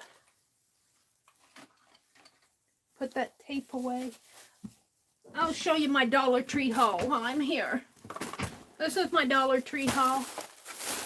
I got those gold cups. I think they came with the spring stuff. It's for spring. everyday fling, it says. They're not gold though, they're pink and they got gold bands around there. They're not entirely gold, they just got gold banding. They're pink. That's okay. And I bought another little palette knife. And I bought this planter hanger.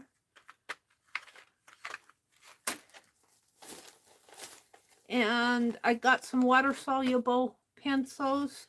And I got this glue and residue eraser. I thought I would try that when I use my Yes paste on the outside. I bought some little tins to keep things in. Little empty tins. I got 2 packages of those. And you've already seen these. And I bought some spray bottles because I'm always using those. I like the ones from Dollar Tree. I do like these from Dollar Tree, the spray bottles. I bought a gold pen. You see how I haven't been to Dollar Tree for a while. Got some little spring wooden shapes I thought I might put in my desk journal. And I got some glitter glue sticks. Arlene sent me some larger ones here. So I'll be playing with those. I'm going to put Arlene's with that. I got a St. Patrick's Day. I thought I'd put this in my desk journal. A St. Patrick's Day scarf for $1.25. I bought a little owl planter thing. I bought some of these last year and they're so cute out on my hanging pots. My brother even liked them. And I bought some green ribbon. And some little mini mason jars. I think they're cute. Why I buy this stuff. And I also have, I must have another sack because I bought some fabric. But I'm not going to get all that out. I bought some of those little round rolls of fabric that they have. My Dollar Tree haul. Probably about maybe $15 here. Between 12 and 15, probably closer to 15. I bought some kitchen towels. I like their kitchen towels that have the designs on them. But I wanted another spatula. I'm going to keep that out. And I wanted the green for March. That was my Dollar Tree haul.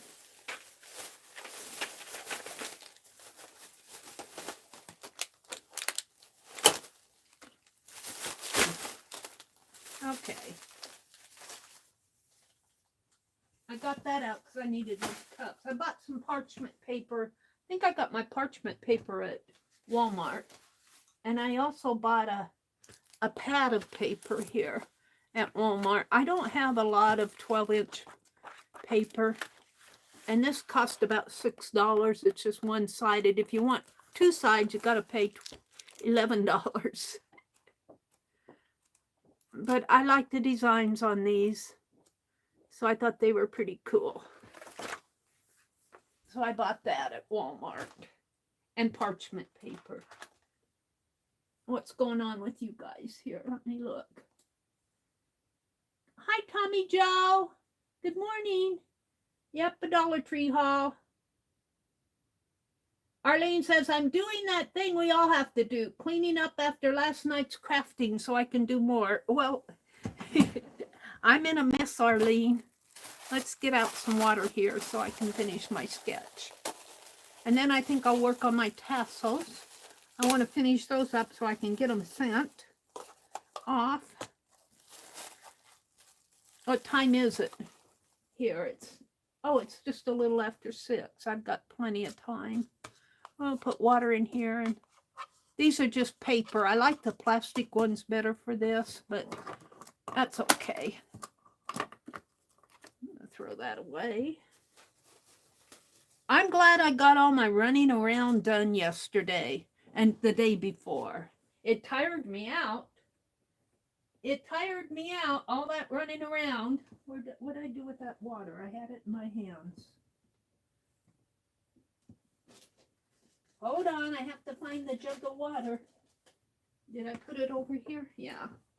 I had to take my car in It's going to cost me $200 to fix that back window. Some careless BB gun or gun. I don't know what kind of a gun it was, but they shot a hole in my back car. It's going to cost me $200.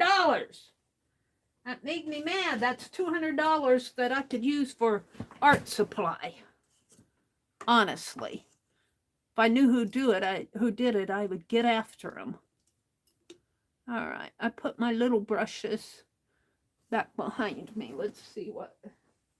I don't want those larger. Well, I want one larger one, but I want more of a. Let's use this one and maybe this one.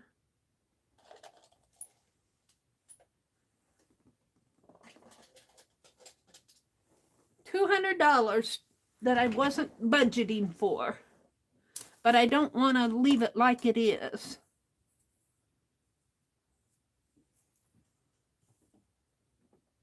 All right, let's just start. And then, you know, I take some of this and put out in the background. And this I was going to mop out anyway here. Don't know if I can get it all out in there. Now, let's get a towel.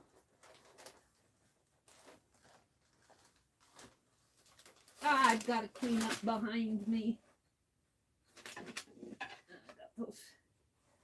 I've got to clean up. I keep saying, I told Arlene the other day when I wasn't on that I was going to clean up behind my chair, and I haven't done it. It's just a whole bunch of stuff stacked up back there. Oh, and my phone went blank.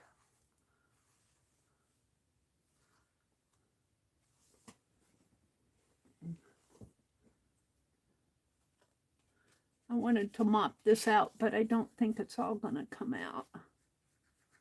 Most of it will. Don't want to scrub it too much.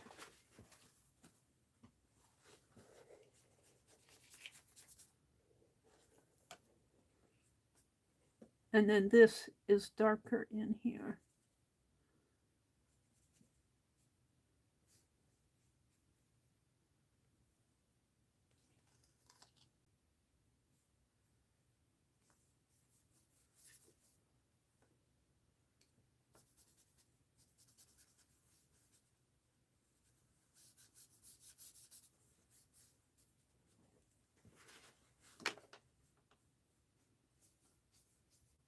See, those lines are still there, but the water, the water kind of blends them together.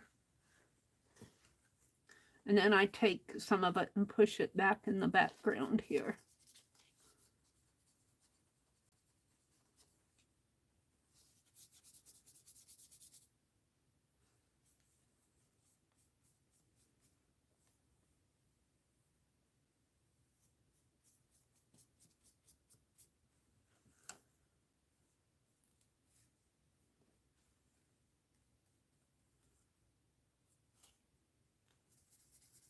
I might have to put more ink on for, well, I don't know, I might get it out in there.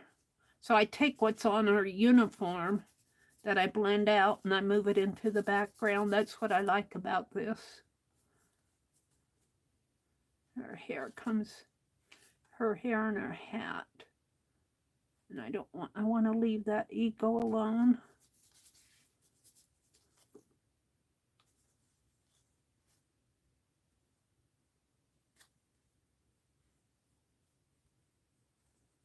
And I'll get to her face in a minute here.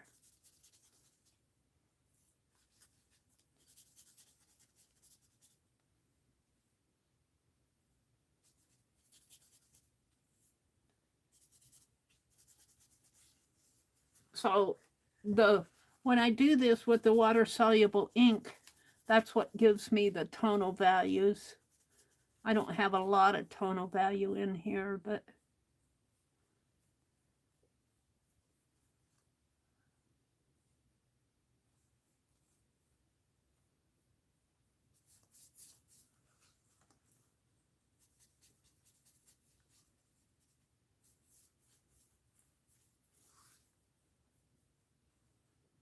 Now, let's do her neck a little in here, get some shading going on in here. And then it comes, her whole face is in shadow in here.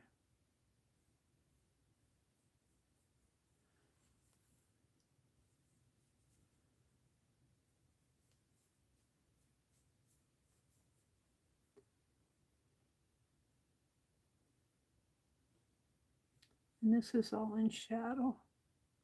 Actually, this whole side of her face is in shadow.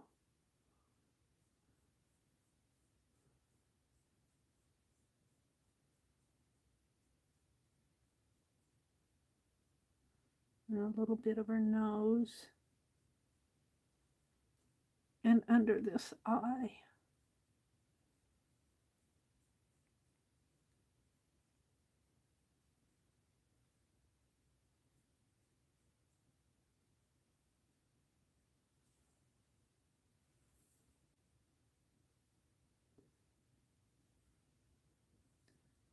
And this part of her cheek. A little bit under this eye, if I can bring it out a little.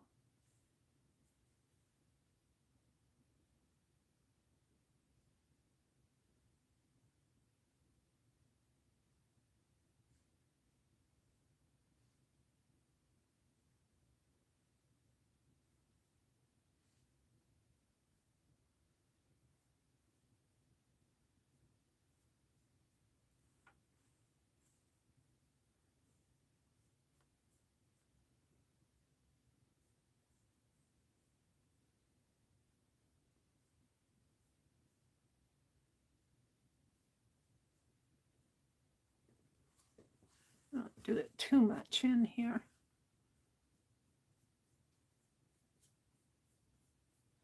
Kind of smooth these lines down a little.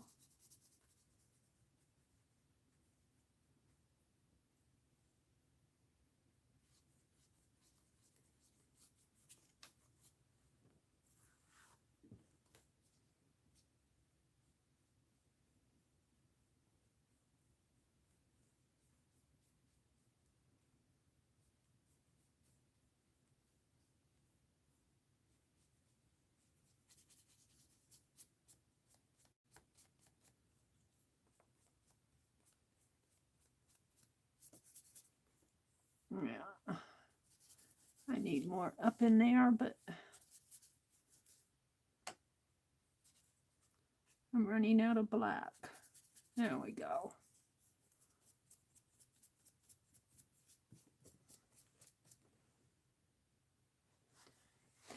I don't know. I think I'm kind of happy with it. I don't know if I'll do too much more to it.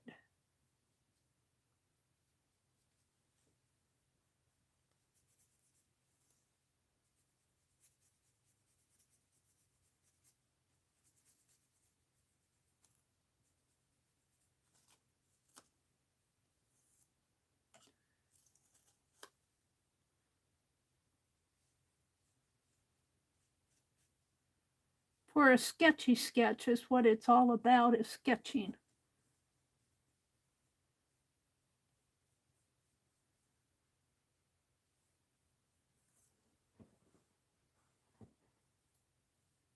It's all about sketching. And I know I don't have this area perfect in here, but I'm almost afraid to touch it too much.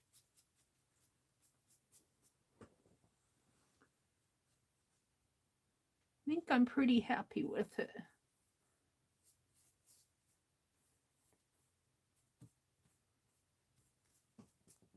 think I'll leave it alone. Wash out my brush here a little. Throw this water over here in this bucket here that I need to clean those brushes. All right, I think I'll be happy with that. I didn't even use this one. I think I'll go ahead and sign it here.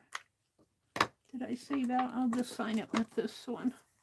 So this is, let me hit it with the heat gun a little.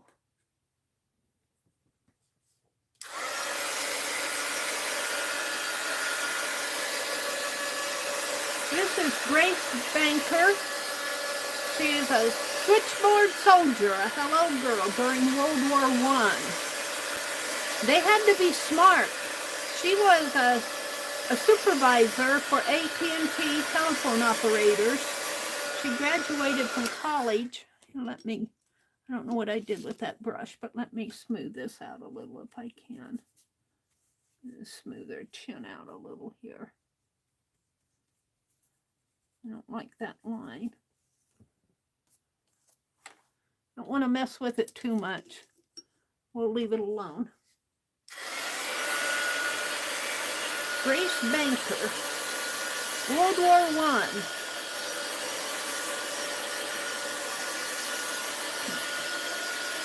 And I tried to find images of the other ones that were mentioned in Shiverini's book, Switchboard Soldiers. But I couldn't find pictures. I found some information, but I wasn't sure if it was the same names. So I didn't want to. But I found her and it referenced her on Wiki. So let's write in here. Grace. That's still wet.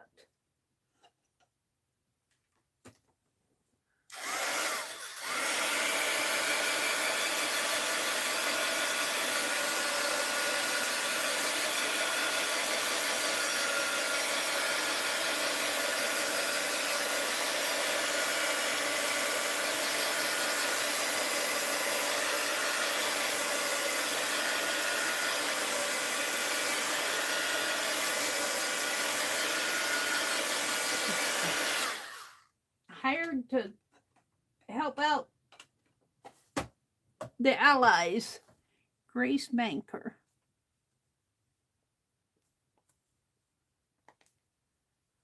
And I'm looking forward to reading that book.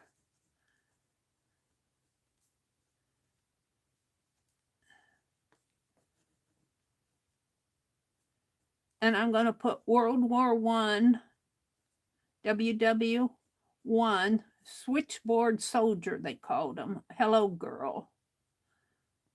Switchboard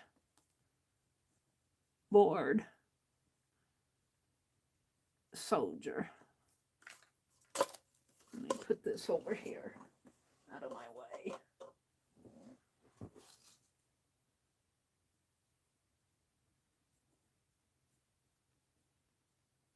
And I'm going to put hello, girl.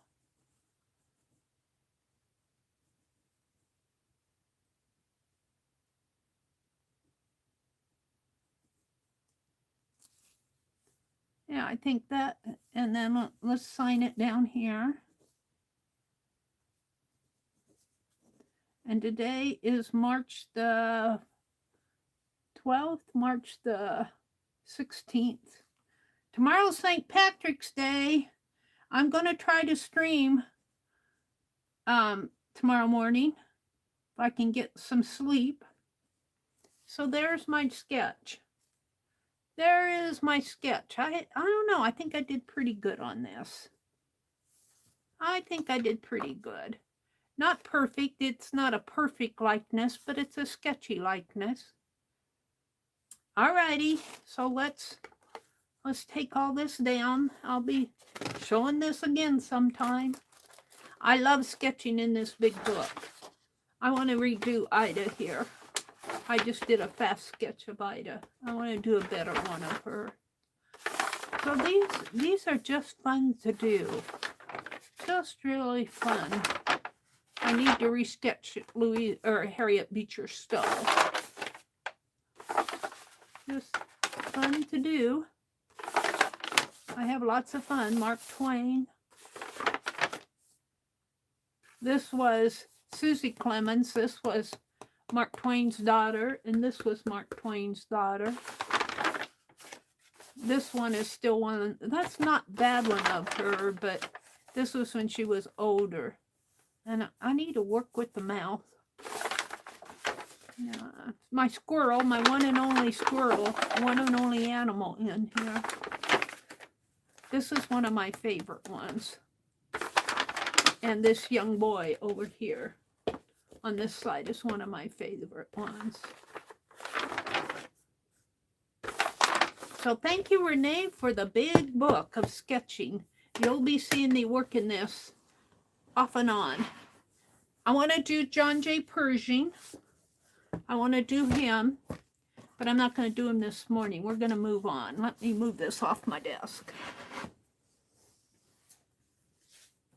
And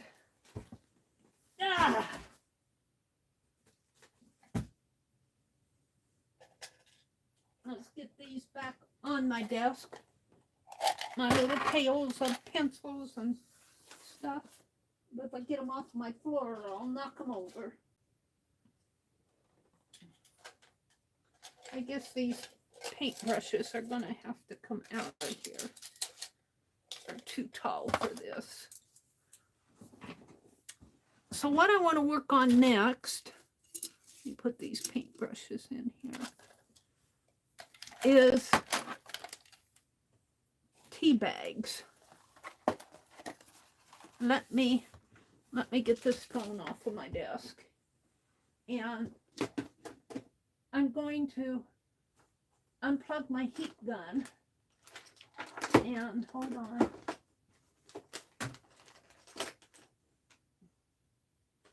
That doesn't look safe. I'll plug in that little iron. I'm going to press those tea bags out a little.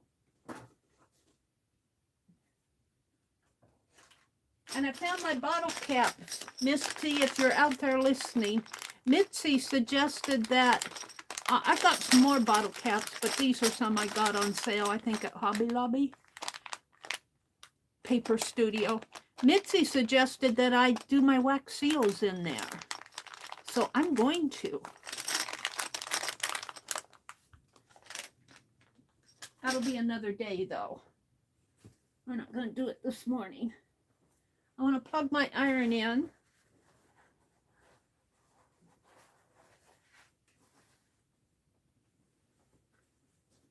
So let me unplug my heat gun. And we're going to press out those little tea bags. And I got some more to open up here while my iron's getting hot. And I am going to make a little tea bag mini art journal. We're going to see how that turns out. I think that might be fun to do. We'll see. We will see.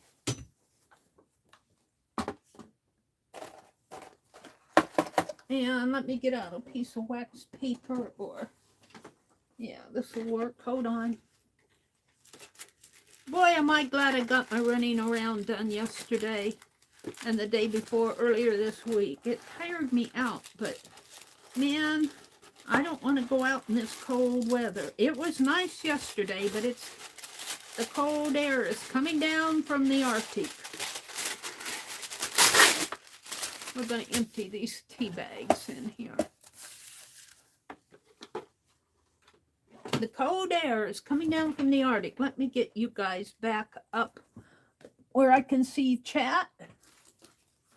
I'm getting resituated here. Put you guys back on your pedestal. And let me refresh chat. Hi, the Artful Dabbler. Is that Tori? Tori, the Artful Dabbler? Is your name Tori, if I remember right? And Mr. Bean 4414. Hello, Mr. Bean and the Artful Dabbler. Welcome, welcome. Glad to have you join us. Hello, hello, hello. And Chaz is here, and Arlene and Kimberly. Mr. Bean says, Mary, my sister and I draw people in our book. We call it our Facebook. Oh, that's cool. A Facebook. Oh, I love calling it a Facebook because that's what I'm doing, our faces. Now, these are some more tea bags that I need to empty. And I think I can make little, now these are Celestial Seasoning. And they're a little bit harder, but I think I can make little pages out of these. And I've been drinking a lot of Celestial Seasoning. I have Bigelow. I have Bigelow this morning. I have peppermint tea. I buy a lot of peppermint tea because it settles my tummy down sometimes. And I like the chamomile tea. I call it chamomile, but it's chamomile, I think. And I love black cherry tea. I saw Cheryl referencing black cherry tea. This has got some spilling out here. And most of it is celestial seasoning, though. And some of these bags aren't, you know, they get wet and tear. But I also like these bags better, the Bigelow tea bags better, because they split open.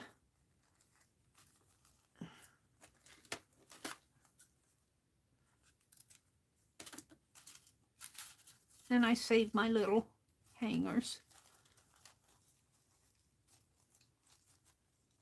That is cool. Squirrels, rats with a fluffy tail, Arlene says. Tori, the Artful Avid Dabbler. It's such a fun book to work in, that big book. Let's see, who else came in that I'm missing? Angie came back. Leah's here. Mitzi's here. Kimberly.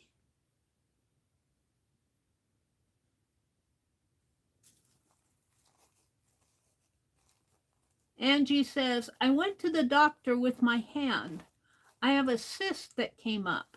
He told me if it doesn't get better to come back and he will send me to a surgeon. If I do that, then I can't use my hand for 2 months. Oh no. 2 months. Oh, that would drive me crazy. And speaking of that, remember Lena, Miss Lennox, is it 210? If you go review, and Rhonda can tell you about it too, Barb Owen's most recent chats, you will see that Barb Owen is hosting a card shower for Lena, has been having a lot of trouble with her hands. And Lena knows about it, so it's not a big secret from her, the way I understand it. And if you want to contribute, you got to get your card sent off. Today is I got to get my card made. Maybe we'll do that tomorrow morning. We'll make a card for Lena tomorrow morning. Remind me of that. She doesn't want big bulky cards because she's going to send the cards in mail. There's an address. I'm sure that it's on. Barb Owen's stream. Just go to her stream. There's an address for Barb Owen that you can send those to. It's also in my Fibdiggity Facebook group. And if you're having trouble finding it, let us know and we'll get it to you if you want to contribute. But you got to get that card to her by March 31st. That means you probably have to mail it by the 20th. So you be sure that it gets to her. I'm going to work on mine tomorrow, which is the 17th. And I'll get it put in the mail Saturday, which would be the 18th. So I think it'll have plenty of time to get to her. Hi, Janet Nash. Welcome, welcome. Glad to have you join us. So good to see you. I miss Janet, seeing Janet's streams. Janet, I'm getting caught up on my sleep and my rest. So I hope to be able to catch you on Mondays and Dee Dee on Wednesdays. I'm trying to get my body and my sleeping schedule back in sync. I don't know what happened, but there was a period there where I slept good last night, but I wasn't sleeping good. I'd be up all night. And so, Angie, I love your naps, but I'm going to have to start taking them at night. I'm going to have to start napping in the night instead of the middle of the day and I'll clean that out a little bit more when I open it up. If I nap during the day, then I don't sleep good at night. What did Kimberly say? This morning we have lots of doves walking on the yard. Oh, really? Ooh. Janet says, how romantic, Kimberly. Angie says, Meri, Keisha's coming on today at 2 o'clock, 1 o'clock your time. And today is Thursday. I might peek out there, but I budgeted me some money to spend at Keisha this month, and I pretty much have hit my budget. I might have a little bit left to spend. I got to watch my spending because I got a $200 car repair bill now. Plus, I'm still paying off the ending of my doctor bills. They'll be all paid off next month, my doctor bill. But my car is going to cost me $200 to get my car repaired. Ah! And I feel like posting on the city Facebook page and saying, if you have a son that owns a BB gun, be sure you tell him to be careful where he shoots that thing, because property damage can get expensive. And he could shoot somebody's eye out. They should not be shooting those guns in town. You know? And I don't want to be an old bitchy bitch with my neighbors and everything, but somebody shot that gun off, and it's costing me $200. And the policeman thinks it's a BB gun. And I was telling the guy at the car repair, I said, I think that's too much damage for a BB gun. And the hole is about the size of a nickel. And I said, can a BB gun cause that much damage? And he said, well, these tempered windows, one little rock can, but the whole back window is shattered.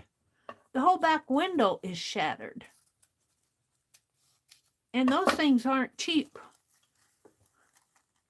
And he can't get, all my windows are tinted so that on the inside looking out, you don't see the tint, but from the outside looking in, it's tinted. Well, he can't, on my car is a 2005, and he said he can't find a tinted one, but he can find a clear one. So I'm gonna, it's a back window, but still it kind of devalues the car. It isn't worth that much anyway.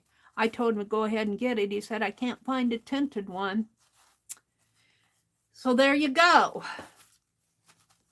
All because some kid had to shoot off his BB gun and aim it my way.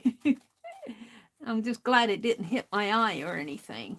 I just had eye surgery. Thank you, Arlene. Hi, Roy. Good morning, Roy. My insurance would cover it, but I've got a $500 deductible, so I'm not even going to report it to my insurance. My insurance would cover the damage if I didn't have the deductible, but I've got the $500 deductible on it, so I'd have to pay for it anyway. If we're $800, the insurance would pay $300 of it, but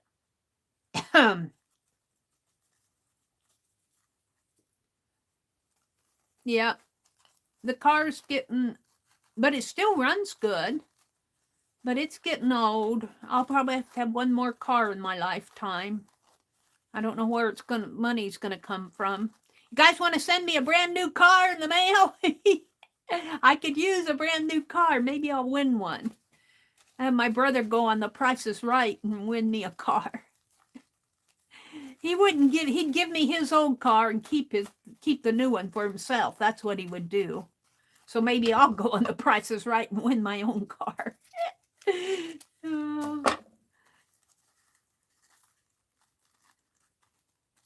Is that iron hot?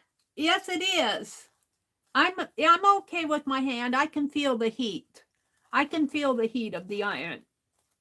I'm not going to touch it.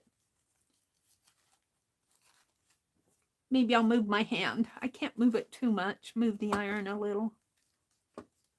It is hot.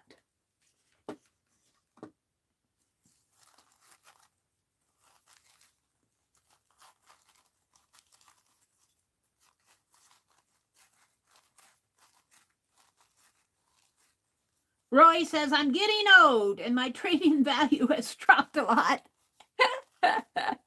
Oh, Roy, you make me giggle. You make me giggle. Me too, Roy. My teeth need fixing. My eyes need fixing. My car needs fixing.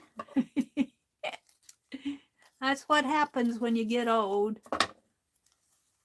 Everything needs fixing. The trade-in value is gone and down. At least they aren't going to kill you for your body parts, Roy. If they're going to get somebody's heart, they're going to get a younger heart than an older one, like mine. So far, I think my heart is okay. I think I got a little bout of neuropathy in my toes, though. I've been massaging them, and I think I'm going to throw this one away. Well, I might be able to use the other side of it, so let's open it up. I've been massaging my toes and soaking my feet and exercising my feet a little more. I haven't been out in the yard. You know, I'm so waiting for spring to come. I'm so waiting for spring to come so I can get out in that yard and get some sunshine. When I went to the doctor, Angie said, the doctor said I gained a pound. Whoa, you gained a pound? Whoa. A whole pound, Angie. How you ever going to get that off? See Mr. Bean's comment above. Let's see. Mr. Bean says, I used to work in an automotive repair shop. Let's see. What did he say up above? Windshield coverage is different there. It's the back window. It's the, you know, I've got a minivan. It's not the rider's side window. It's the back window of the hutch, you know.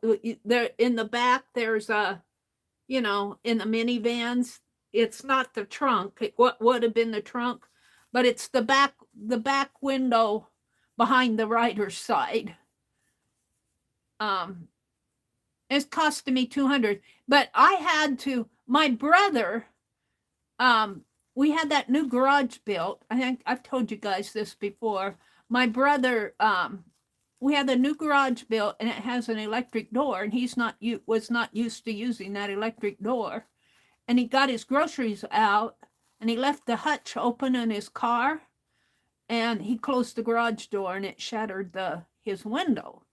So he had to take that in and get it fixed. So I was following him because he needed a ride home because he's going to leave his car. And as I was following him, a semi-truck passed me and threw a rock in my window, and that happened on my windshield it was a year or so ago. And so I not only did he end up, the car repair guy fix my brother's hutch window, he had to fix my windshield because I was following my brother to get his window fixed. And that cost me $190 for the windshield. And I had to pay that too, because like I said, I got a $500 deductible. So either that guy is being awfully nice to me or he's got a good source for windows.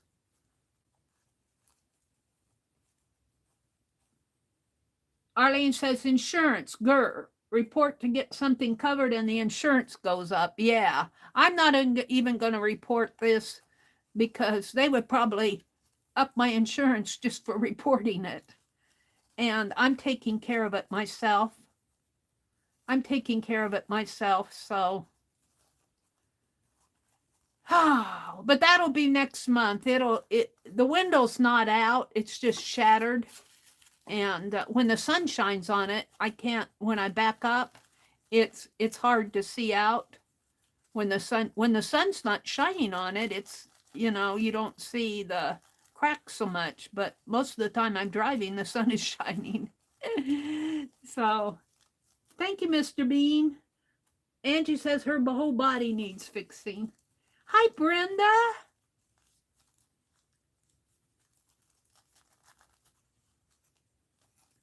Hi, Deb Farrow. Deb. Deb's been playing with her new laser machine. And she was selling, are you selling again? You were selling those round laser cuts. And you know, I was at the library yesterday, and they have one of those laser at the library, even our little local library here where I get my, well, it's the county seat library. And she was telling me that a lady brings in leather, real leather, and I said, well, and works, she says she does her insignia on it, whatever that is, but I thought it's probably her company logo. And I said, if I bring in a little leather snippet, I was thinking about doing Penelope in leather. And then they have a project going at the local library there where you can go do a wooden tray, and laser it, and then you take it home and stain it. I thought I would do Penelope on the wooden tray just for the fun of it. And put the Meri Atelier on it. Mr. Bean, what did he say above? She says, okay, Mr. Bean. He says, I'm switching to Roku. Deb says, still more coming, Meri. It's a learning curve. I'm surprised they let them do that. The leather kind of stinks when it burns. Oh, really? Well, the lady told me about it. So evidently, it's not a huge library, so if it stinks, it probably doesn't bother anybody who's not there. So I was the only one in there yesterday. And then they're doing the cutest, now this is not with the laser, but they're having a project where they're doing on March, well, I guess it would be today, they're doing a gnome Easter bunny rabbit thing, or maybe it's the 21st they're doing that. But I'm not going to do that, but it's cute. So I'm glad they're doing more of that at our local library. They need to do more. I'd love to see them do some art journaling. They'd probably say, do you want to volunteer it? And I'd say, well, if I teach it, then somebody will come in and get all the free magazines that I love so much. So maybe I'll keep it to myself. I didn't tell her that, but that's what I was thinking. Well, we didn't even talk art journaling, but that's what I was thinking. I'm pretty selfish about getting those free magazines. And I got some yesterday, but they haven't been as plentiful lately as they usually are. But I got some yesterday. I got history magazines. I showed them earlier. Nebraska history magazines. And I got some, I didn't bring them in here. I got some cottage magazines and country farmhouse magazines. Usually these magazines, unless they're cleaning off the shelves, most of the magazines that I get there are brought in by local people, which is nice. But, you know, magazines have gone up so much in price, and so people probably aren't buying them like they used to. The printing costs have gone up. You could do it, Meri, Deb says. What is Stephanie? Hi, Stephanie. Good morning, Stephanie. Stephanie, what did she say? Stephanie says, hey, Meri, my dad used to deliver windshields for a living. He stopped by my apartment and opened the back of his van and said, pick a windshield. I didn't know how to drive back then. Really? Used to deliver them. How interesting is that? Well, in this case, I did have to have the windshield replaced a couple years ago because of that rock. And that happened, I saw that happen. That happened when I was out on the highway and this big old truck passed me, threw a rock at my windshield, put a hole in it. But this other one, for, you know, I had cataract surgery in November, and I couldn't drive. Well, I couldn't drive after August because I went in to get my birthday is in August. I went in to get my license renewed, and they wouldn't renew it because of my eyesight.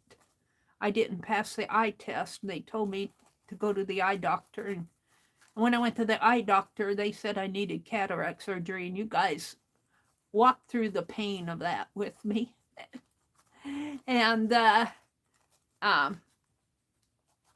so I didn't drive my car from the end of August through, well, January. January is when I got my eyeglasses, January 5th, I believe. And so my car has been sitting out in the backyard. And I went up to Hobby Lobby, and I made my brother go with me. I said, "You need to get out. Why don't you just go with me?" And we were up at Hobby Lobby, and he was getting in the car, and he said, "What happened to your back window?" And I looked, and it was all shattered. So it happened sometime between, well, my brother took my car out one day in December or November. I said, he was moping around the house, and I said, "Why don't you just take my car for a drive, because it needs to be started and engine going and everything." So it was probably happened sometime in late December. It could have happened in January. But somebody shot a BB gun. That's what the policeman said. I think that was a BB gun. It did an awful lot of damage, and they shouldn't be shooting off BB guns in town. Or if they are, they should go someplace way away from people. I got one more in here. I'll take this box back out in the kitchen, and I let my tea bags dry before I put them in here, but I stack them up in here. I like these Bigelow ones. I like how they open up. I'm going to make a little tea bag mini art journal, I think. That's what I'm thinking. All right, so let's just fold this up. I got coffee grounds out in the kitchen that I'm saving for the compost, and I'll add this to my coffee grounds.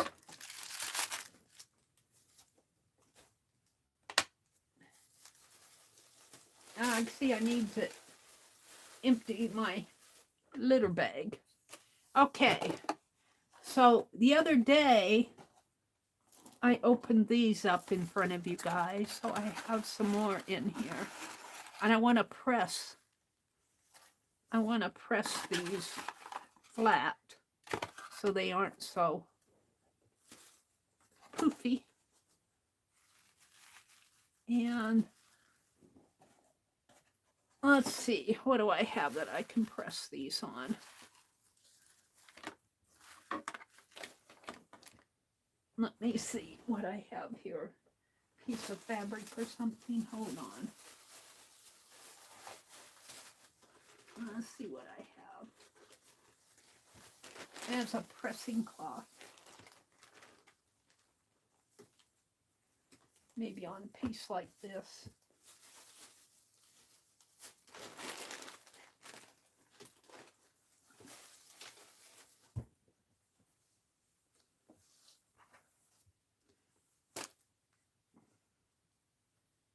I just want to press them flat.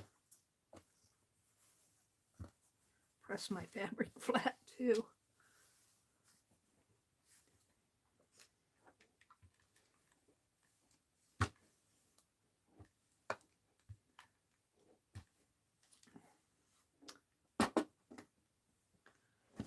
So let's just press these out. I'll probably have to cut some of these open.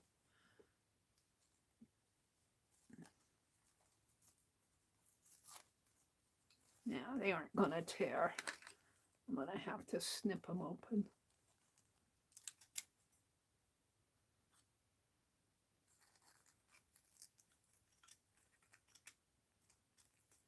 I don't know these celestial seasoning ones. I guess they'll still work. All right, let's do these separately.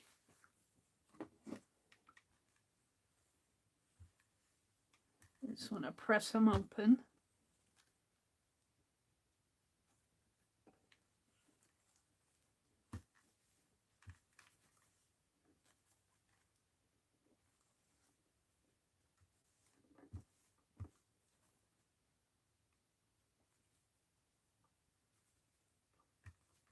These will be the little inclusion pages. There's several of these. Some of them I think I was going to make. That one's opening. I think I'll leave the tea on some of these. I'm getting tea on my, which doesn't matter because I'm going to drop this in walnut water anyway, the fabric.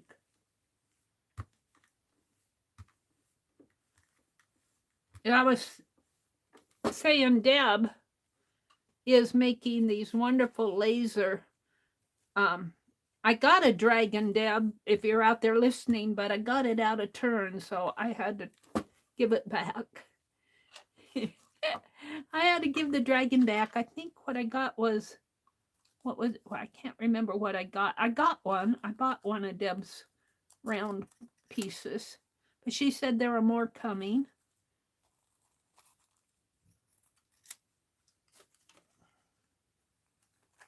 I'm going to leave the tea in there as it is.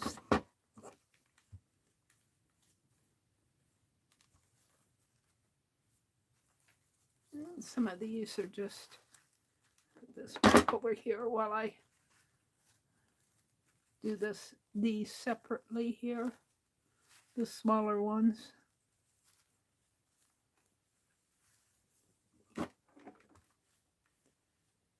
These will make a nice little mini book, because what I'm going for is a little mini, but I didn't realize I had so many of them. I might have to make more than one book. Aren't these cool, how they stained?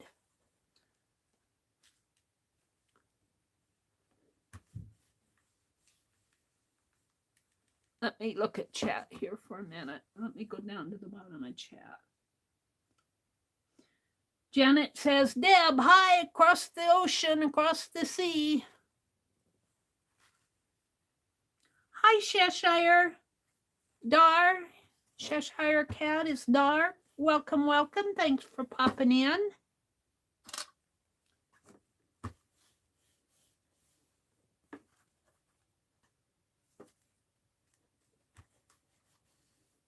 These don't need much to heat them down. Iron them out.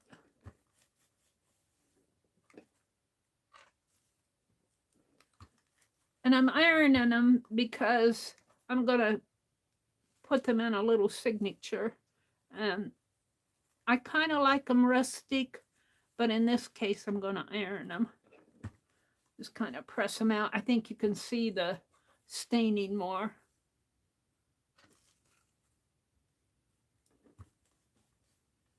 You can see the staining more when they're pressed flat.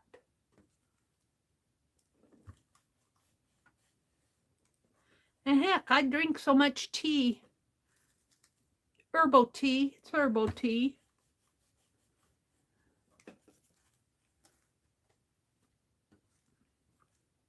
And some of it, no, that's not, well, I guess that could come out.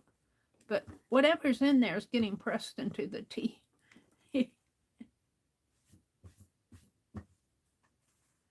I have a lot more than I thought I did.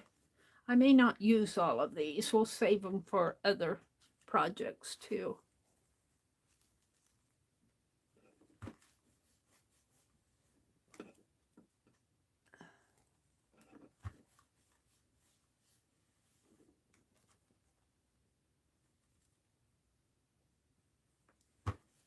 It can make my cover out of one of those tea boxes. I'll have to, I'm not going to make, well, I'm thinking a celestial seasoning box, but I'd have to go out in the kitchen and get one.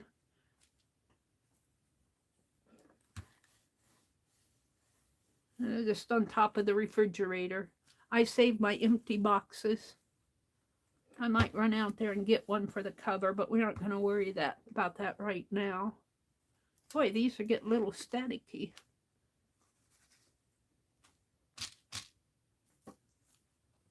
I'm getting there. Slowly. They press out nice. That one's not opened up. This is just a half of one. I was going to try to put some seals on these half pieces. No, we'll leave those. These are just... I'm going to throw those away. Those are just the ends.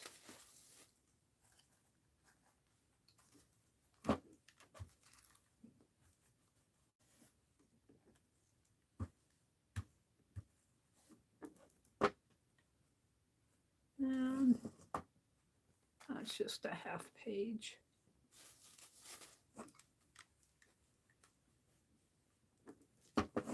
All right, those are the ones I did the other day. Now I'm going to start on the ones I did today.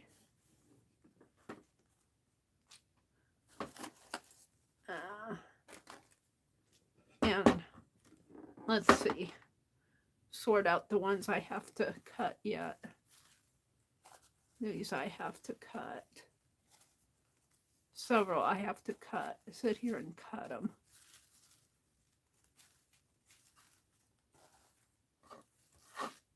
That's it. Let's go ahead and press these two out.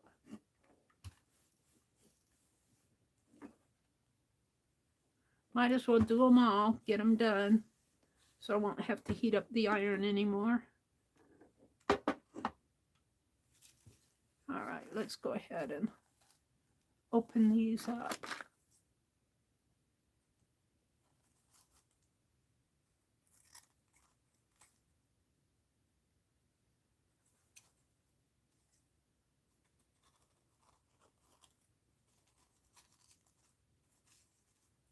Well, I guess I'll cut it like that.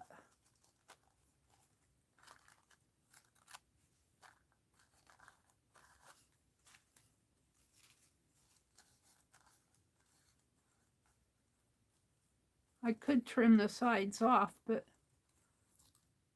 I don't know.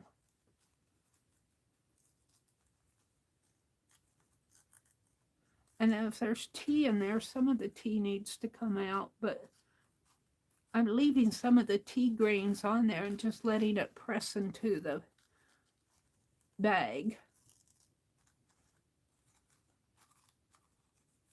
Now this got quite a bit in there.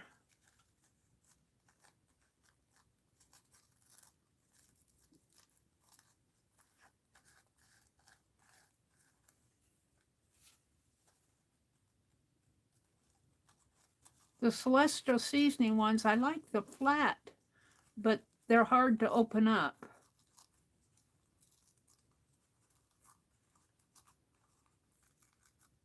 And I drink a lot of celestial seasoning.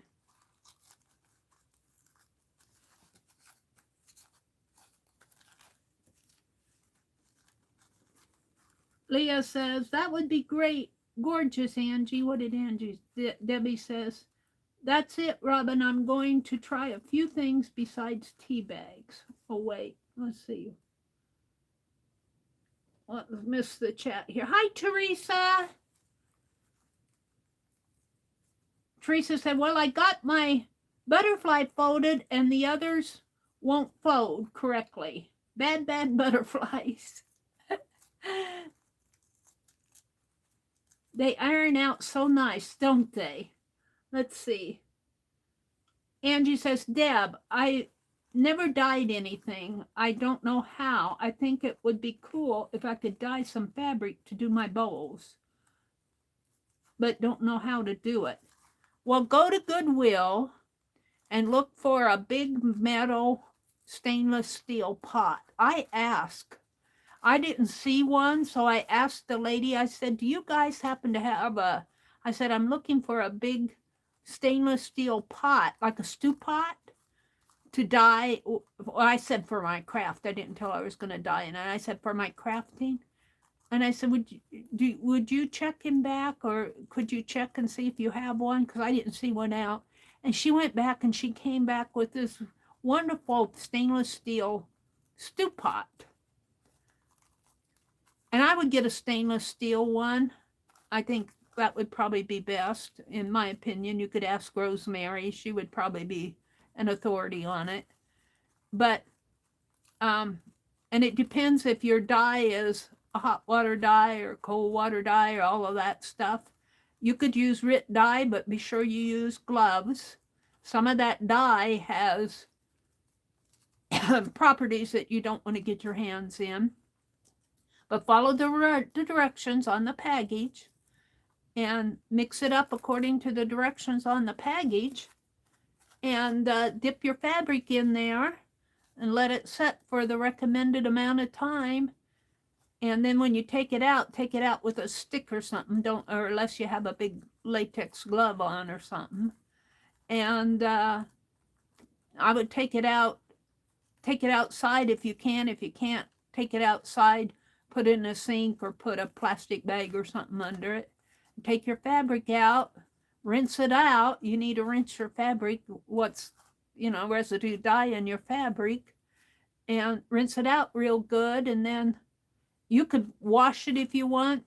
You could also, some of that dye needs, especially if you're using a natural dye, like walnut stain or whatever. Rosemary is an authority now on natural dyes. You could go review her dye videos. I think she's doing some more.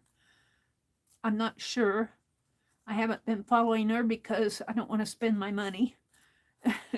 I'm spending my money otherwise, but I have to conserve sometimes. And I haven't been buying caboodles just because I'm caboodled out. I've got so many I haven't finished that I want to work on finishing what I have. And but I kind of quit watching when she did all of her dyeing, because that's about the time I got caboodled out. And she did a wonderful series, though, on natural dyes. And some of the dye you need to put a mordant in. They call it a mordant, like vinegar is a mordant, and that will keep your dye. Of course, with your bowls, they aren't going to wash them, but a mordant in your dye bath will keep it from fading, from, keep it more light fast. These look like they're pretty flat already. These are the two that I was going to do for the wax seals. And let's just press these out. It goes pretty fast. I'm going to make a little mini journal.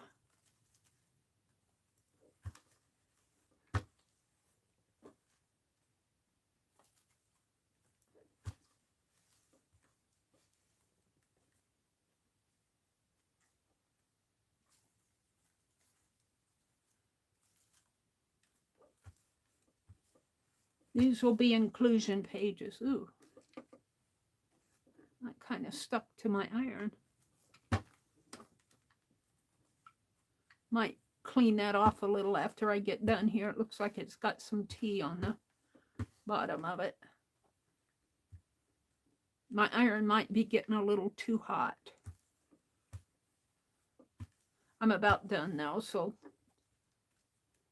just a few more. This one's pretty raggedy. They got a little static to them regardless before I even touch them with the iron.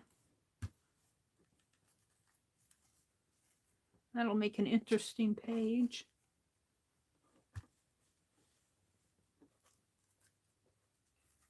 I think that when you iron them flat, they bring out the color of the stain.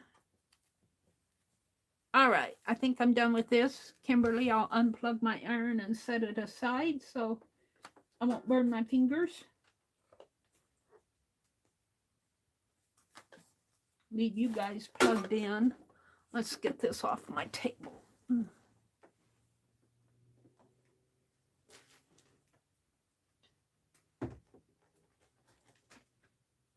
Alrighty.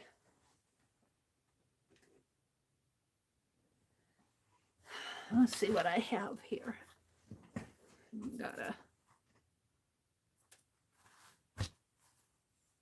So let's just take the small ones and put in a pile.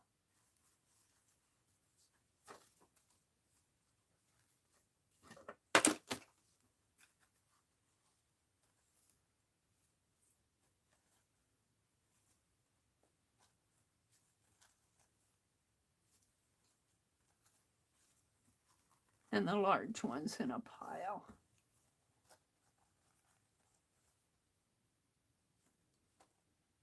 And what's neat about these tea bags, they're generally about the same size.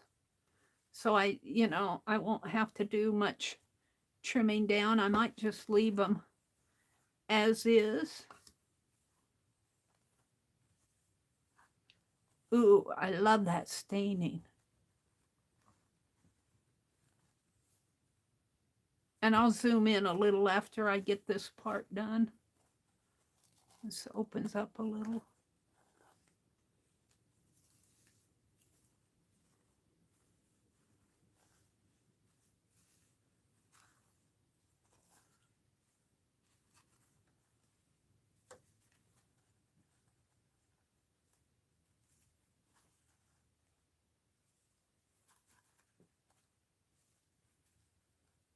Love the staining on these. I'll zoom in so you guys can see them a little bit better after I get them sorted out here.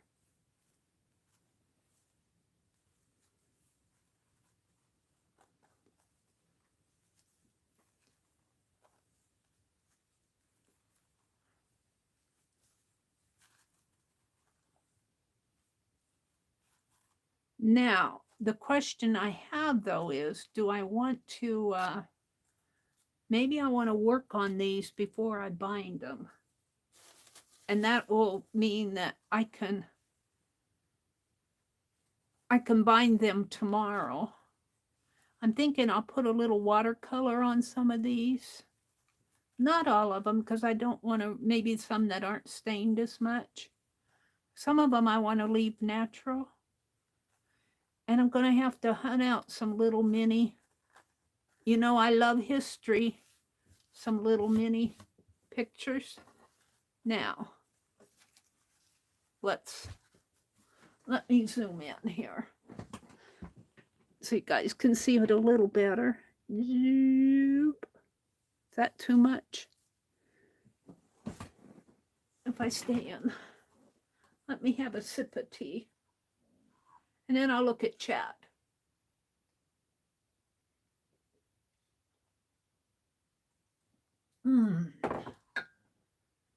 All right, let me look at chat.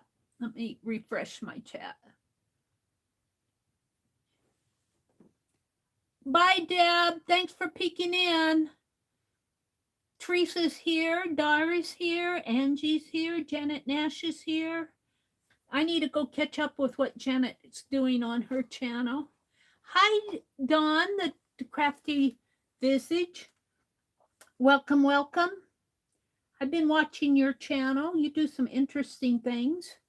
Deb Farrell says, I have to get ready to leave. Thanks, Meri, for an early morning infusion of creative vibes. Have a great day. Deb sells over at Keisha's Creations. She was selling last Thursday. I don't know if she's going to sell this week or not. But Keisha's going to be on this afternoon. I forget the times. Between 1 and 2 o'clock, I think. There's Keisha always puts a notification out. You can see if you go to her channel. Teresa's here. Hi, Joyce. Maureen. Good morning. Good morning. And the Artful Crafty is here. Mr. Bean was here earlier. Dawn, Janet Nash, the Artful Dabbler. I'm sorry, I said crafter. I meant dabbler. Arlene dropped a link to Rosemary's channel.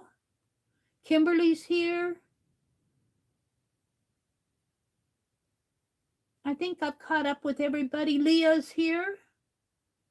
Leah says, that would be gorgeous, Angie. I think they're talking about dyeing.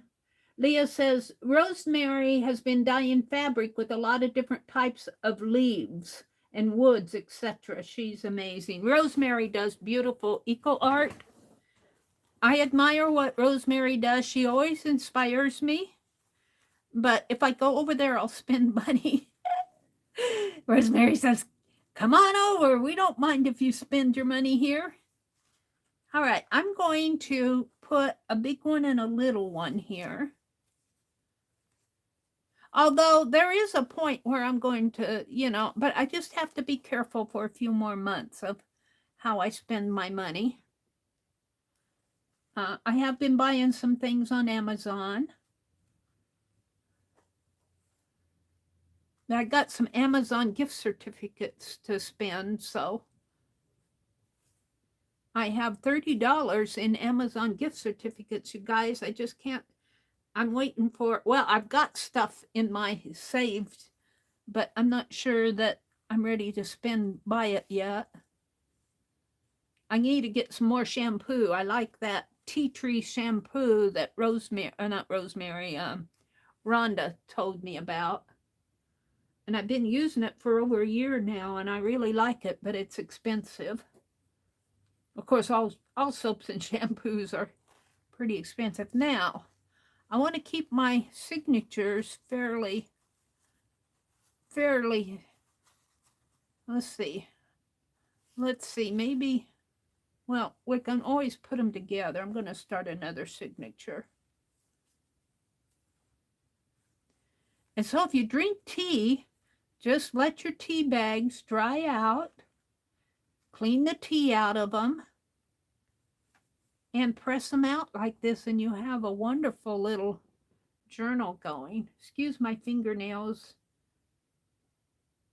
I have no excuse because I haven't been, well, I did that ink this morning, but I try to keep them clean, but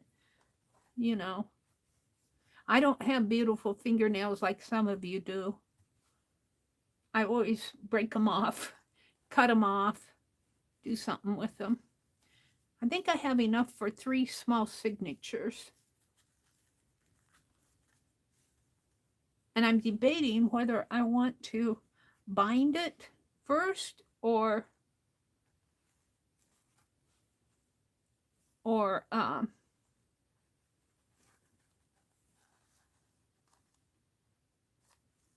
work in it after it's bound. I could work in it after it's bound, I think. Let's put another piece on here for the center. I think I'll go ahead and bind it and work in it after it's bound. We'll see how that works. I'll do it different way. I got more tea bags coming. I drink a lot of tea. Well, it'll be several days, but because I clean my tea bag stash out, but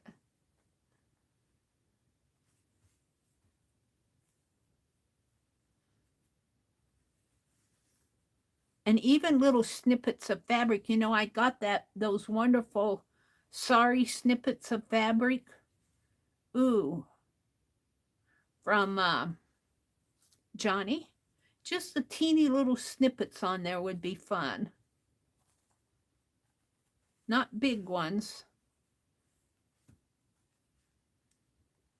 And some old pictures. I'll have to go hunt through my images. How many do I have? I just have a few left. Maybe I'll add some more to maybe this one over here.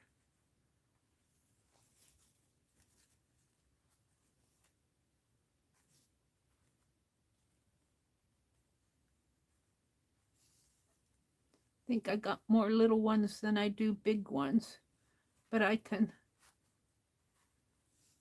save them. I want to play with some of them with hot glue, with hot wax. And I got my Cray Spire order in. I'm going to have to let her know that it came in. So I'll be doing a Cray Spire collab video. These are extra here. So I think I want to fold them. Now I'm going to let you guys stare at Penelope a minute. I'm going to go out in the kitchen and get an empty tea box. So just keep Penelope company for me for a minute. And I have to step over my stack of magazines here. And I'm going to get an empty tea box.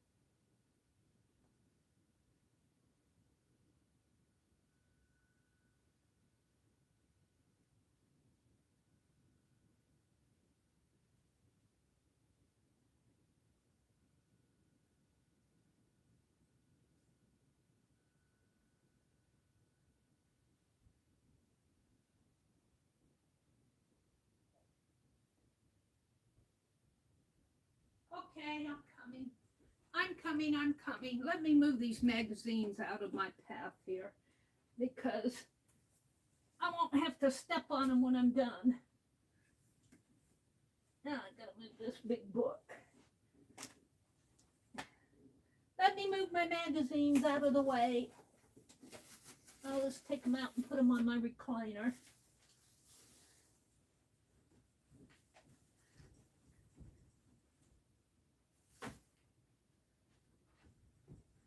Okie dokie. I'm back. Thank you for your patience. What did I do with the tea boxes? They're over here. I have a peppermint tea box and a lemon chamomile. I'm not sure which one I want to use. This one says plus probiotics. I think I like this one better because it has, I think I'll use this one. And I think this one still has the paper in it. I'm back. Let me look at chat here for a minute. Thank you for your patience. Roy says, there are days when my brain feels like it's exploding with crafting ideas. Ooh, this needs to be emptied out. Let me empty this. Roy says, there are days when my brain feels like it's exploding with crafty ideas, and today is one of them. The problem is that I cannot focus on any one of them. So I must get them down so I don't forget. Yes, get out your Society of Idea Collector or whatever you journal in and write them down, Roy. And then pick the one that your brain is yelling at you about and work on one. Focus on one. Arlene had to leave. Have a great day, Arlene. Take care of yourself. Leah says, I understand, Mary. I need to make sure you keep your finances in order. Yeah, you need to make sure. It gives me peace when I operate in my budget. Yeah. Well, I budgeted for what I'm going to spend at Keisha, and I do buy from Johnny too. This still has some. Well, it's stained. I like it that it's stained, though. I like it that it's stained. And should I press this out? Should I iron this? This is the liner. Let me shake a little of this.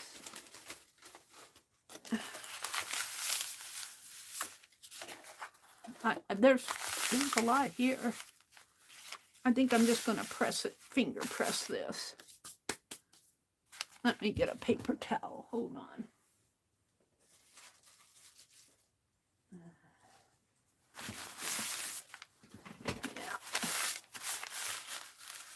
Penelope says, "Don't get me dirty, Meri." It's got a little glue down in here. I might cut this, although I really don't want to cut it off. It's cool. But it's the glue is kind of holding on to the tea. Here, let's see if I can just wipe it down a little. Now I'm going to cut this to size. To the size of these.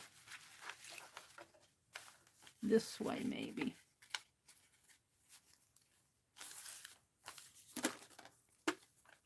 Cut it here. And these will be shorter, but that's okay. Now let's just fold this.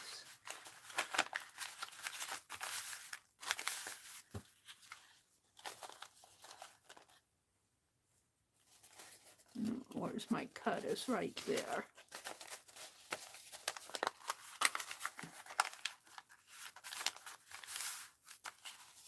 And we're going to cut right here as straight as I can.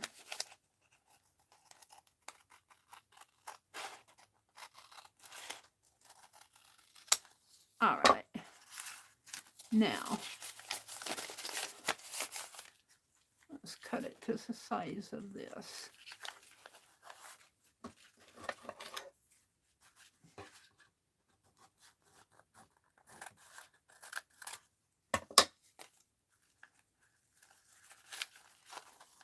And these will kind of lend some bulk to, some stability to my pages.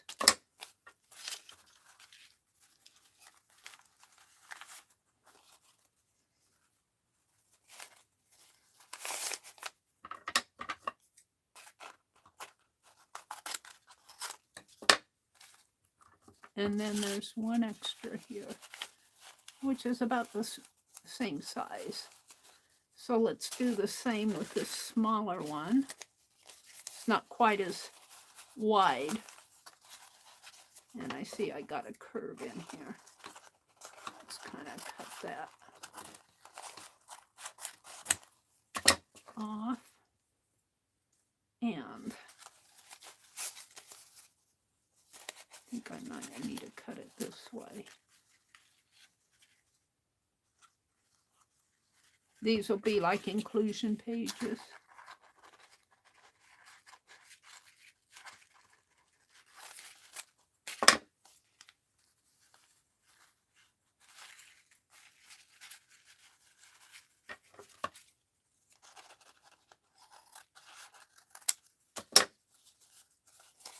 What's going on there?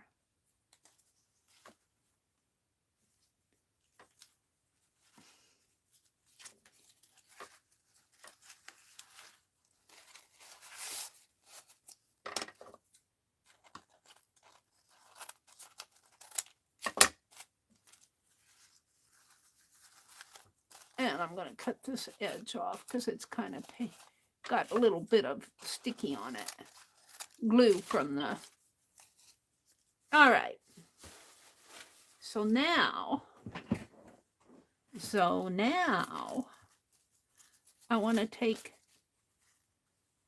these. These I'm going to use for my wax seals, I think.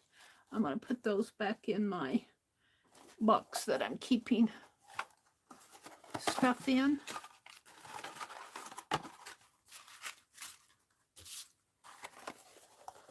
And how about this? And I think these are, well, are they going to be, they might stick out a little. I might have to trim them a little. I'm going to cut this lid off. Maybe I can save the box part for something.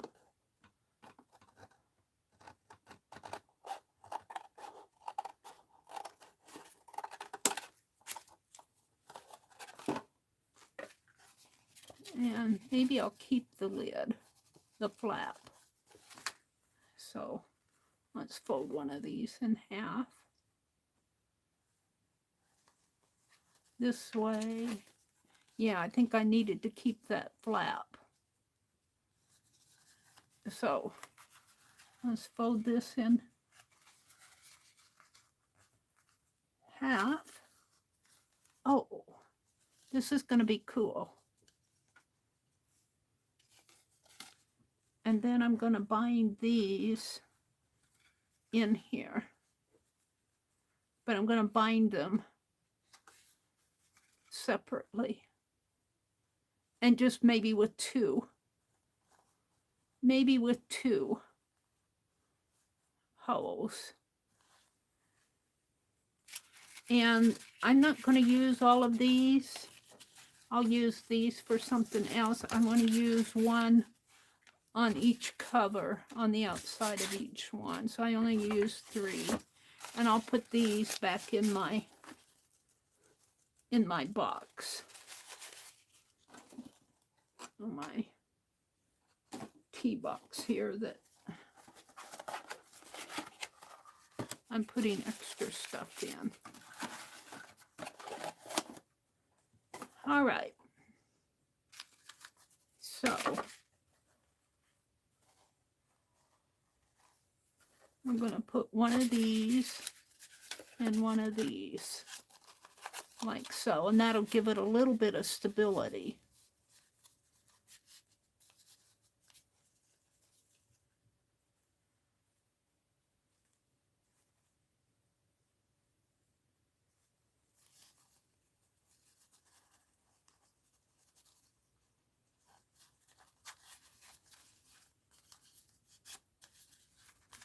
I need my bone folder. Maybe. We'll just put that there for a minute. And let's do all of these. Do I need to zoom out just a teeny bit? Because let me fix my camera a little and zoom out just a teeny bit.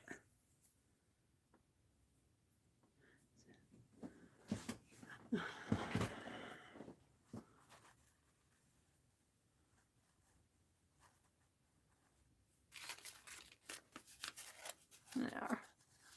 Okay. That's an awful large one. Put it on the bottom. Looks like I have some more here. It's like I lost track here.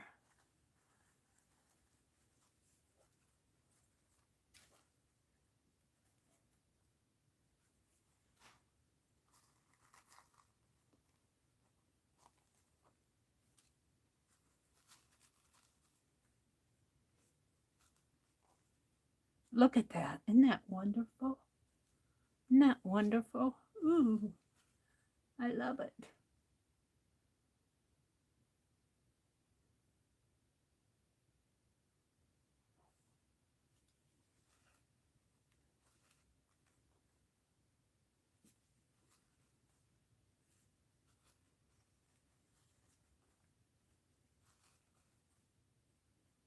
Got 2 extra there. I got some extra.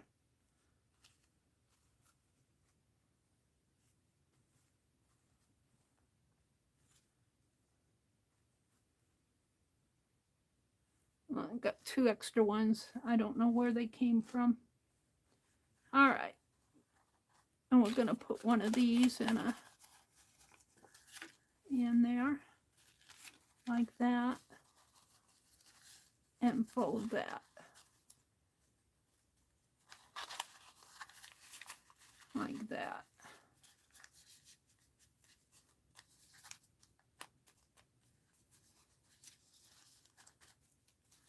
And it will be a little,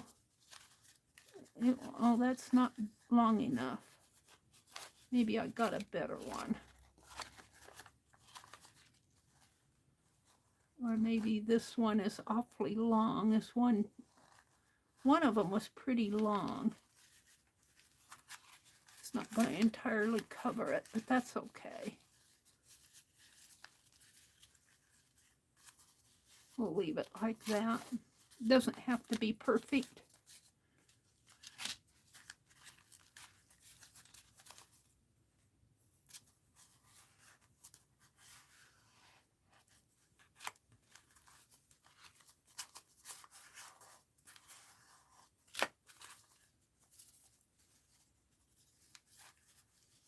All right, we're going to do one more.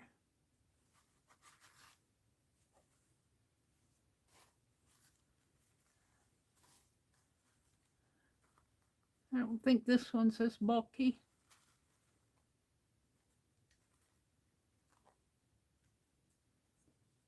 I was going to splash some watercolor on, but I think I'll hold off on that for a bit because I kind of like the natural feel of these. This one's not quite as bulky.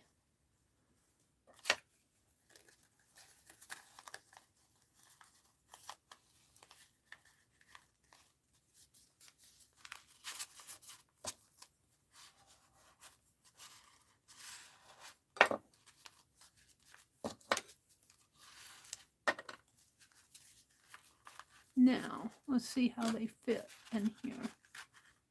Pretty good. And I guess I don't really care if it comes out the edges here.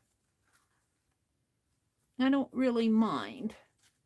So now, we're going to bind them in there. Let's see what's going on in chat. Cheshire says, "Hi, my friend. How are you today? I hope you're feeling well." Oh, is that CB or Carlana?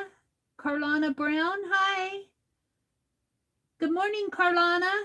Good to see you. I haven't seen you for a while. Oh, did she leave? Did she have to leave? She says, "Have a good day, all." Oh, she was here and then... Oh, Roy said, "There are days when my brain feels like it's exploding with ideas." Arlene had to leave. Okay, I'm caught up with you. Welcome to everybody who's come in. I'm making a mini tea bag journal. And it will probably expand out. Maybe I'll only put 2 signatures in. Let's put 2 of the smaller signatures. Because once I start working in this, and I do plan on working in it, and we'll save this for something else. We'll just save it for another day. We'll put it right in here. Maybe I'll watercolor on those. And let's put these extra ones in there too. Tea bag stash. Nice and pressed out, nice and neat here. All right, so now I just want to bind these in here. Do I want to put tea bag on this? I think I do. Let's get one of these tea bags out again. Let's just go in here and rate it again. How about those? How about these? Let's just collage these down on here. I've got enough of them. Yeah. All right, we'll do that. And I'm going to use Yes Paste to do it. And I'm going to use my new, or what did I do with it? My new spatula. My new spatula from Dollar Tree. It's fun to get new cheap things. New cheapy things to feel like you're saving your money. I think I can save that tag too.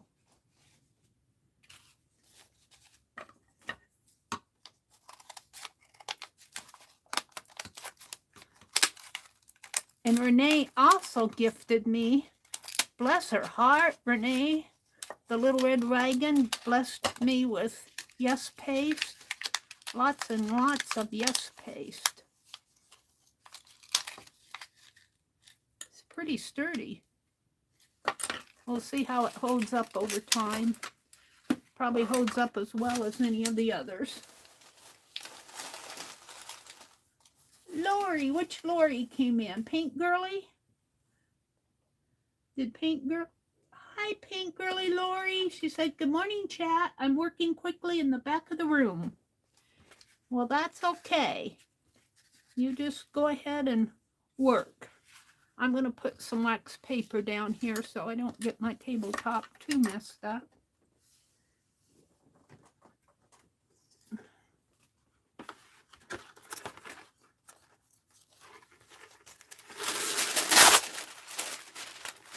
It always floats around on me, but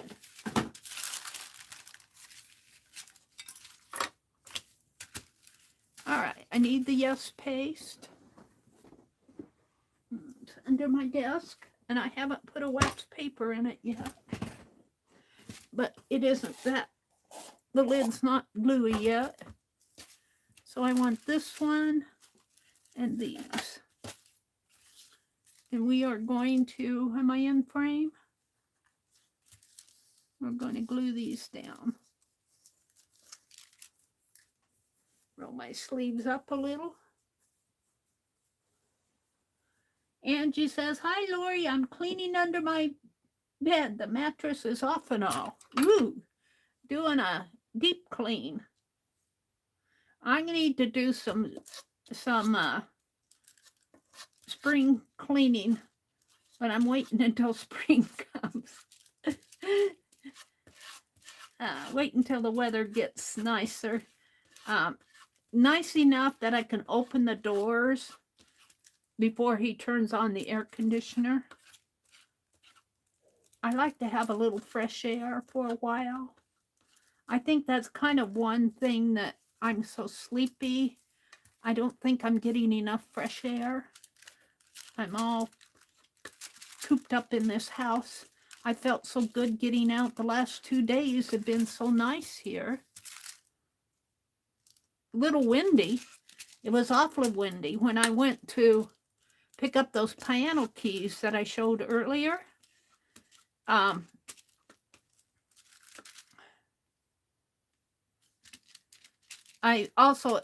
picked them up in the town where my parents are buried. So I went out to their grave sites just to say hello. I said, I'm in town. I think I should stop by and say hello to your bones. I know I'm just talking to your bones, but somehow I think wherever you are, I hope you're healthy and happy, and I hope you can hear me. I'm talking to my parents out at their gravesite, went to visit them. Some people think that's morbid, but I don't. All right, there's plenty of glue on there.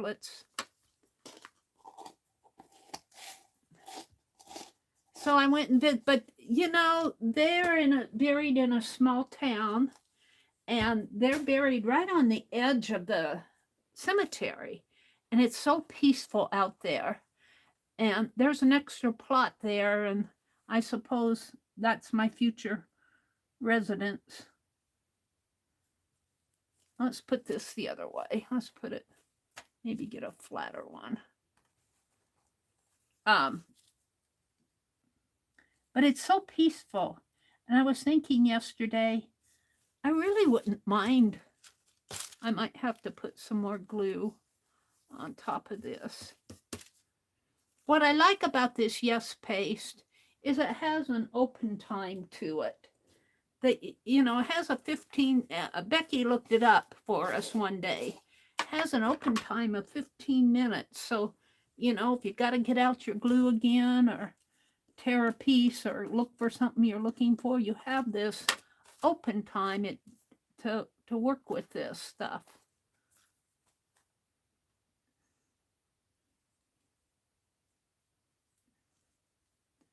Put that right in there.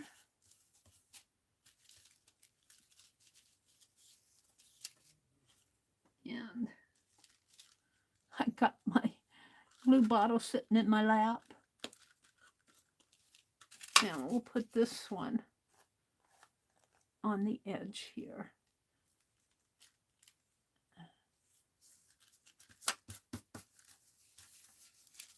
And this is the inside cover of my tea box. And I'm tempted just to let it stick out like that. Maybe tear it a little here if I can.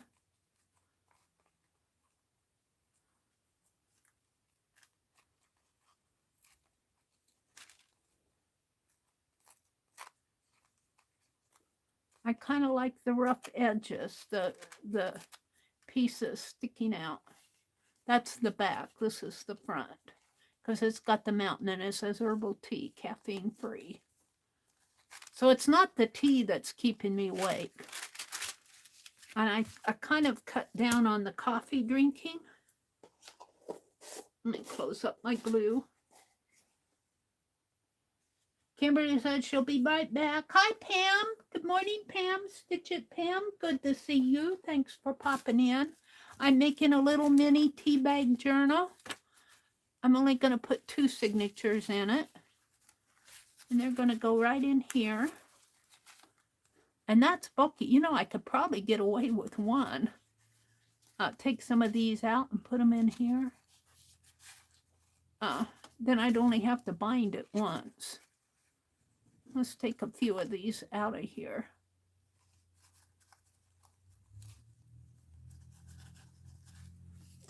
Because I don't want it so bulky that, and let's take this cover off. Here. I'm going to put these in here like so. Oh, I like that, but I think I need a few more. I think I switched them around here. Let's grab a few more. And put them in the center here. Then I'd only have to bind it once rather than 2 signatures. 1 more.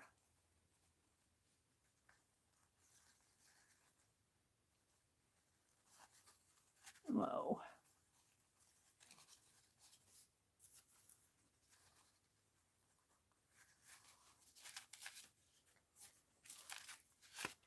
Oh, I like that. That's perfect. It'll have to have a closure to it. But that's even kind of thick. Maybe I put too many in there. By the time you get several pages in there, let's take these out again. By the time you get several pages in there, you're working front and back, even if they're little. Let's take this small one out and put another large one in.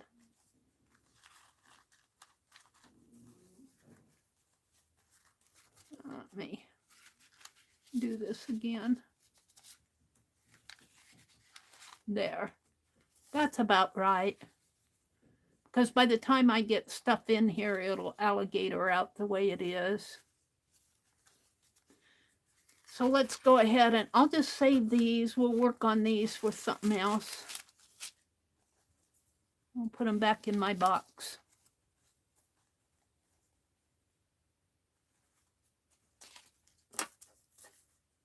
That was the edge I tore off.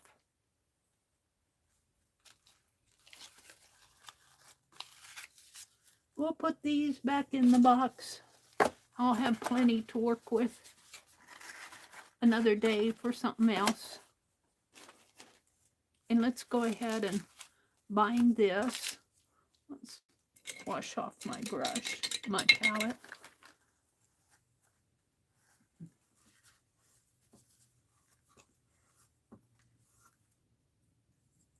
Put a little hand sanitizer on that.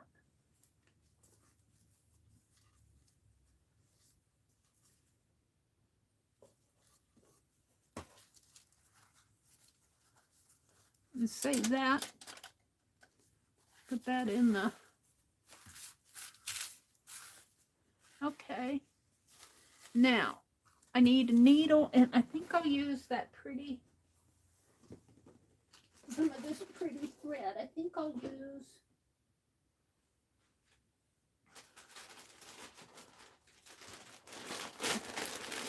I'll use this. And let me see here. I need my awl. And let's get a needle. Maybe we can use one of these larger needles.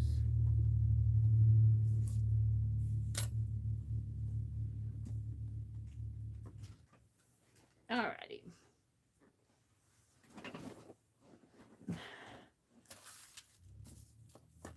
So I don't need a whole lot of thread, but it's finding the end here, the pokey end, the open end. Now this, I have to be careful with this because once you get it untwisted and undone, you got to keep it.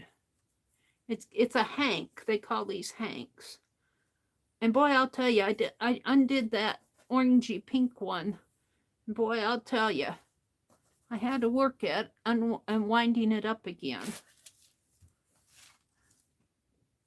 So I want the here, and I'm looking, this is tied in two places. It's tied here. No, it's tied. Where's it tied? The other one was tied in two places. This one may only be tied in one place. It's tied here.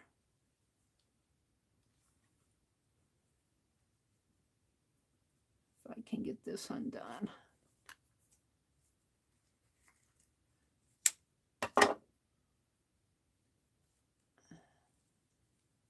And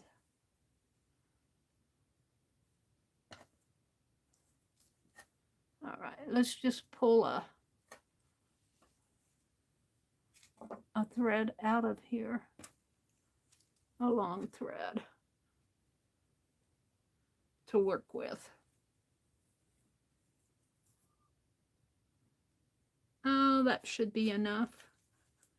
Maybe I'll bring it around one more time just so I have extra.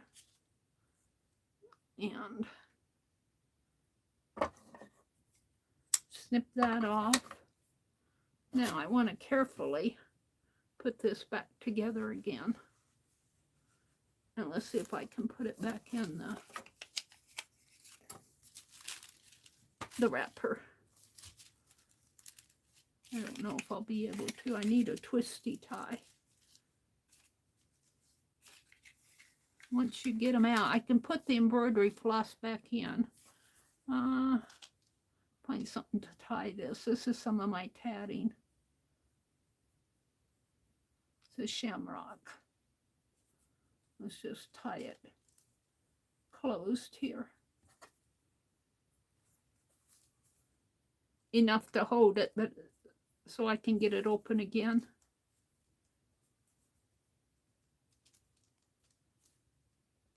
There. Just enough to hold it. And I was watching Daniela Mellon, and I was showing the other day that what I'm going to do for my March repeat are shamrocks. And we made a list of different ways that I could do shamrocks. And she painted one on fabric the other day, and I thought, well, we didn't say to paint. So I got another technique from her to paint a shamrock. I got to work on that before March, but I want to make the card tomorrow for Lena. So I'm just going to poke a couple holes. Let's thread. Go. What did I do with my thread? Let's go ahead and measure out some thread here. This should be plenty. And I'm not going to put a tassel on this. I should, but I already cut my thread, so we're just going to bind it. Maybe I'll put a little a little charm on it.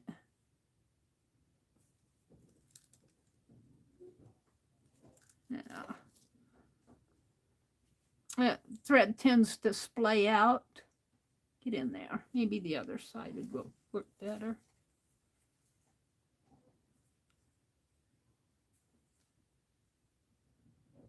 There we go. My brother's up. All right, let's find the center of this.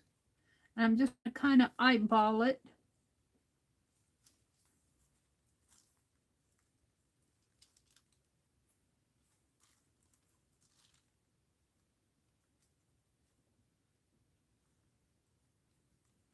Is that the center?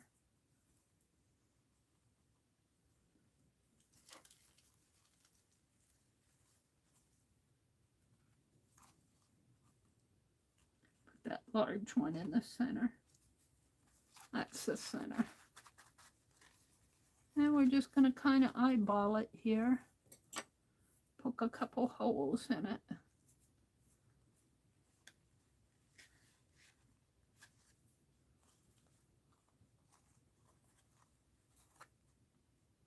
Right here. And right here.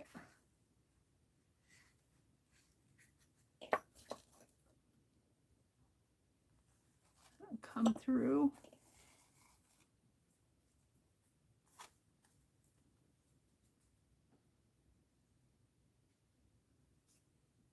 Now, hold on.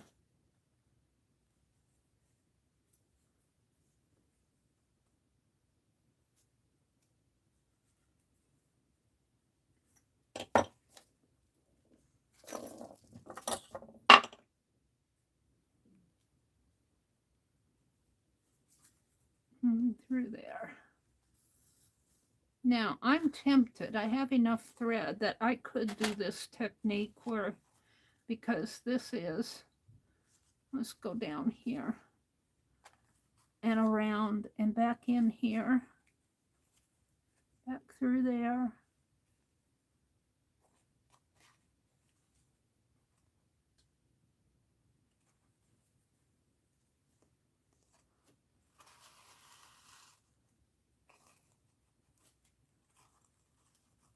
Get it nice and straight and come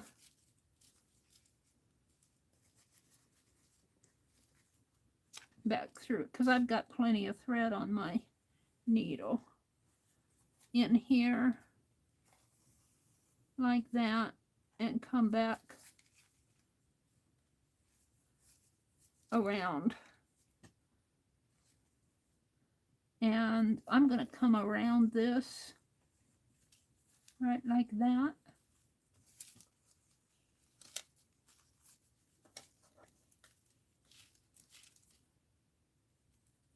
And we're going to tie it here. I'm tempted to go back in with both of these. Let's tie it first.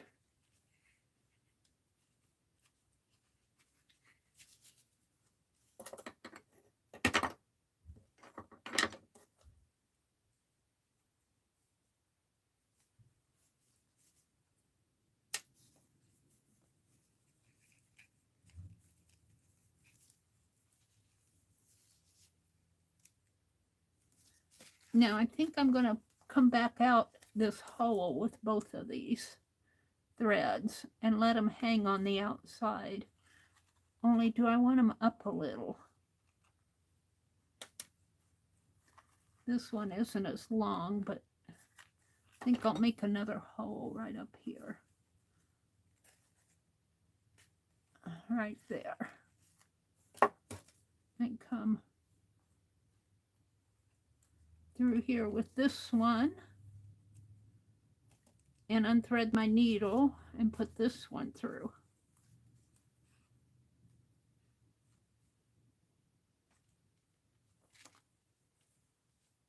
I always want to thread the point of my needle.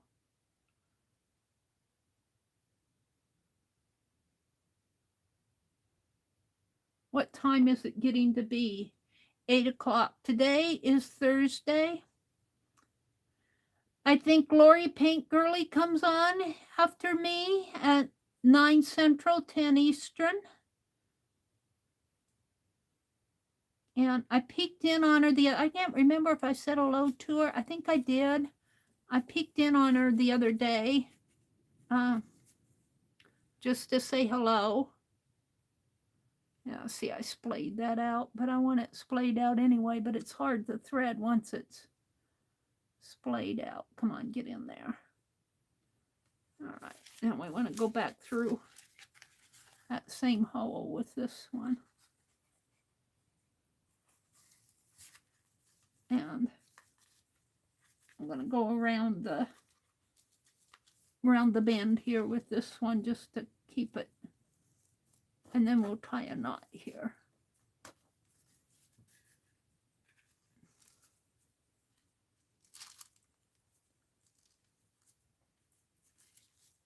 And this one is awfully long. I could do a little loopy thing here. Let's thread this back up.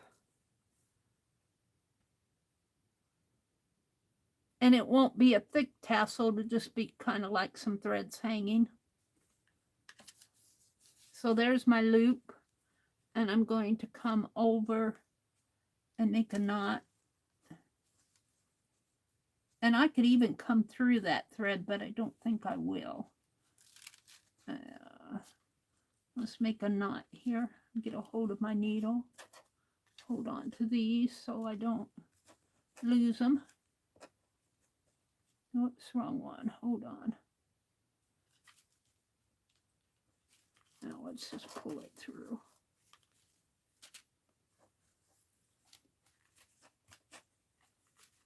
And let's see what I have. I need to knot these so that they don't pull out on me. Knot those.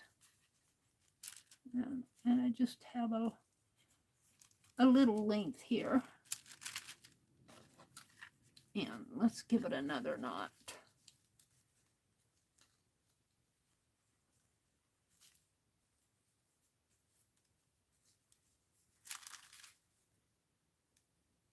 There. And then we'll cut that loopy there, and it'll just be a little tassel type thing.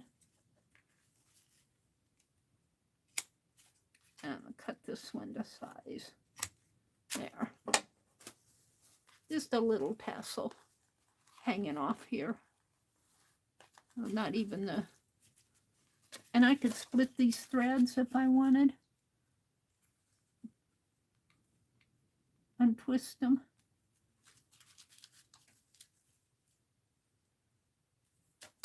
Well, if you don't want them untwisted, they'll twist. If you want them to, there.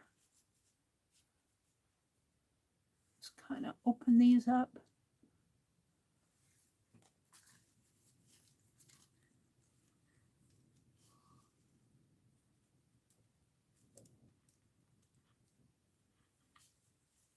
And let them splay out.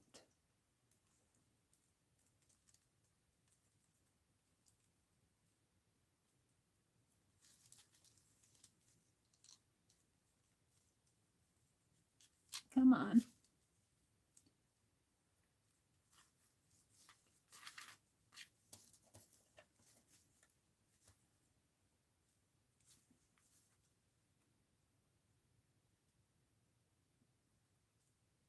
These threads are just twisted together.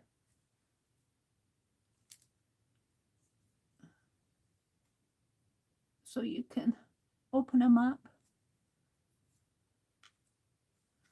kind of unravel them. Can't get my needle in there.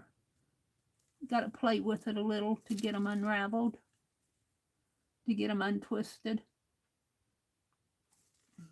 Can't see where I'm going. There we go.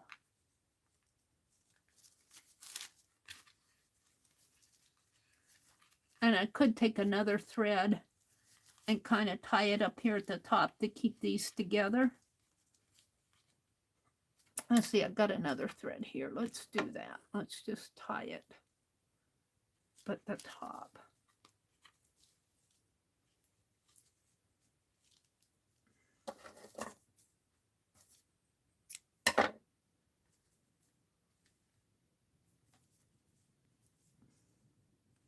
If I can. If and I can.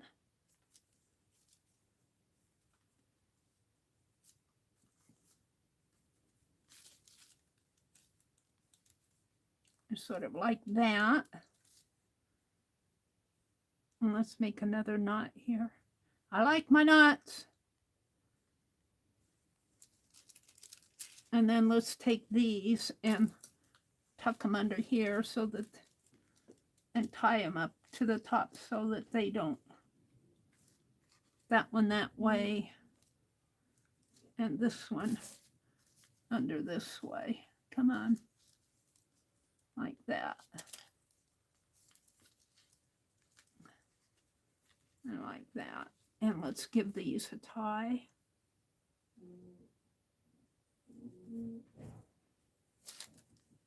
Like so. And we'll just bring those down for now. And I got a big old knot there. Little tassel. Maybe I'll trim these off. There we go. Let me put my awl away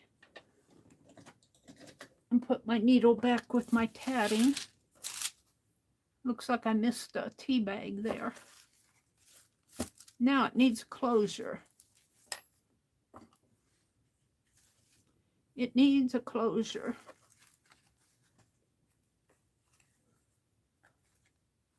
And I've got plenty of thread here.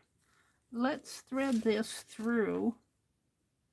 Let's not put that all away too soon. Let's see. Let's poke some holes in the cover here. So this is the inside cover that I put Yes paste on, and I let it hang out. Let's poke a hole here. And I'm not going to bother with putting an eyelet or anything in there. And let's poke another hole. Let's see if I thread it from the back, run around, maybe put a hole here. Now, do I want to put more than one? No, I think I'll just put a hole here. And then on the back cover, the hole is there, so maybe put a hole here. I don't know what I'm doing. And trying to keep these in a straight line. Maybe right in here. And then I'm going to take my thread. Thread my needle again.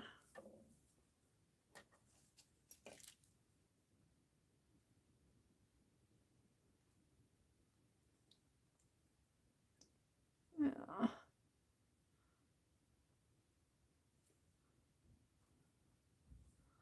Let's go in here, pull it all the way.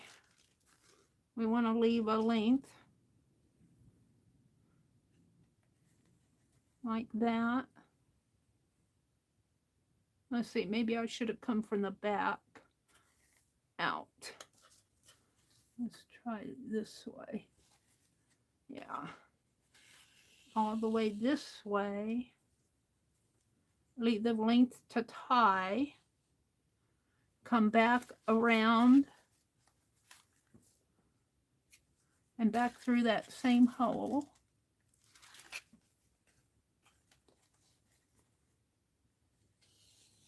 Out. Like that. So I have my tie is right here. And then I'm going to go under this one here. And I'm going to need another hole. I'm going to need another hole in there.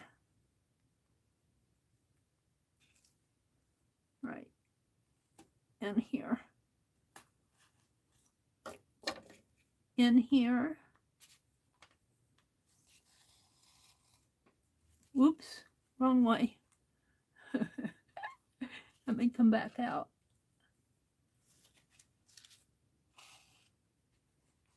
Through here.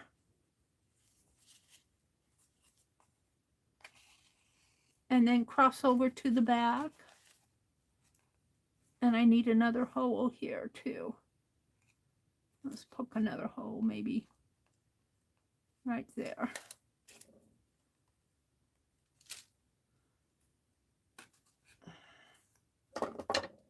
So we're going to come across the spine in here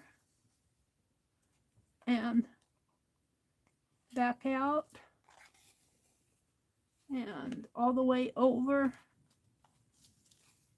and around.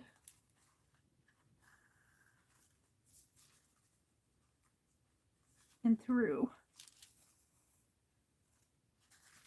And I don't like how that is. I'm going to have to tie that down, I think. I wish I wouldn't have cut those off.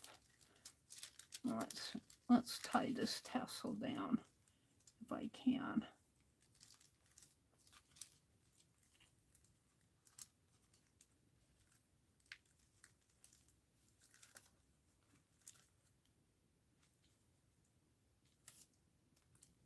I need my crochet hook. I want to get under here. Bring that thread through. Where is it? Right there. Come on. I can't see. I want to go under this thread with this. And I got sidetracked here with this. I want to tie this tassel down a little if I can. Bring this one over this way. Over this way. And poke it through.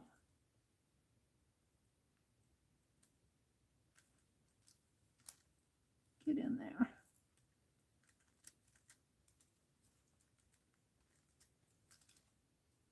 Now I need to come at it.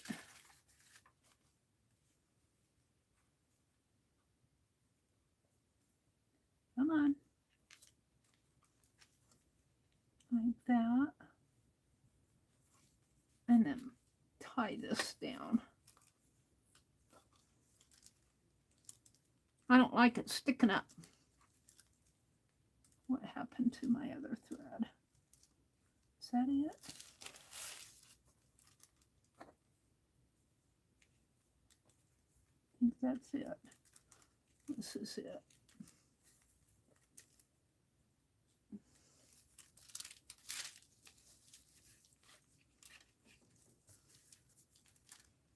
My paper's floating around on me. There. That's a little better. Now I was working with this. I came out that way. And I'm just going to loop it in here. Like this. And I might have to put some washi or something on that to keep it while I'm sun thread my needle. So I'm thinking I can just tie this closed. Just make a bow tie like that. And when I open it, I'll just open it again. Just keep a bow tie on it. Let's trim this off a little. And that will be my closure. It's not perfect, but it's not meant to be perfect. It's gapping open a little. Maybe, let's see what I can do about that. I guess I just need to, no, this needs to come out. Now let's thread this. Thread my needle again, hold on.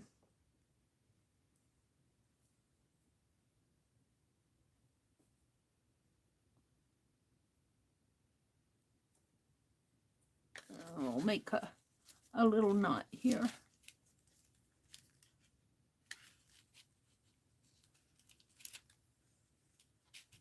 A little knot and go back through this hole. Or maybe we should. I don't know if that will be safe enough, but we'll see. There. Now, let's see if it ties close better.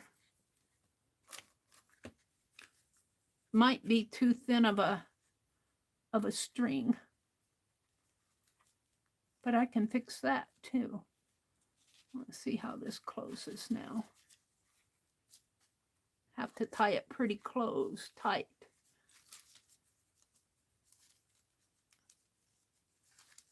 There.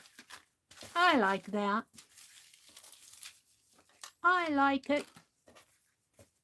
So there's my little mini tea bag journal. Now, see, it'll just, if I open it, I'll just untie it here. Let's untie it. And then you open it up, and you have all these little tea bags to work on. What time is it? It is 8:20 something. I'm not going to work on this morning. Let me put my awl away. Let me put my needle away. Let me tie this back up. But we will work in this. I'll get some little, I'm taking historical images. Maybe look at a history book that has a lot of little images in it.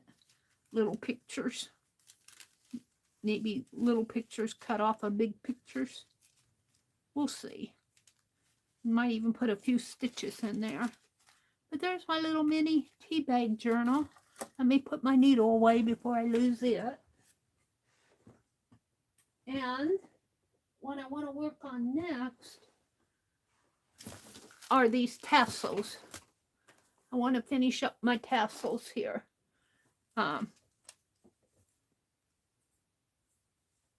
1, 2, these have been cut. 3, this is the one that I've already got the key on. There's 3 there.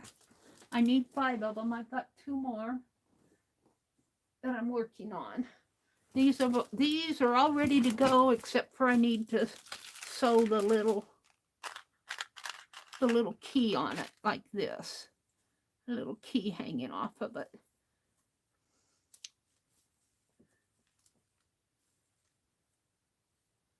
So this was the one I'm working on. I just need to sew the, let me take that out. You need, this one's done, except for I need to trim it.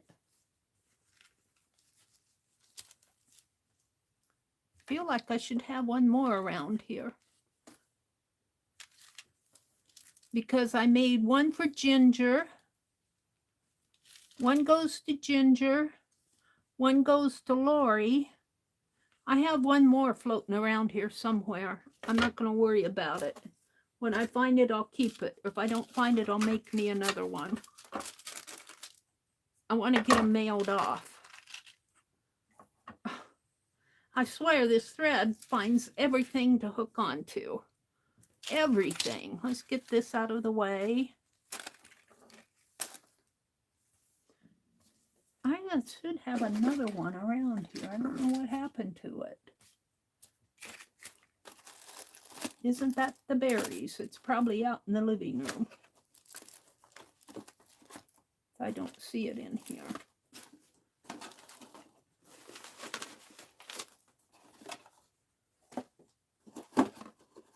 Penelope, did you take my other tea bag? I might make me another one. I got the fixings for one. I won't do it right here. Let's finish up the ones that I have. These can all be mailed. This is the one that I'm sewing. That one needs to be cut. What do I have? Oh, this one. This one I'm going to. This was the one.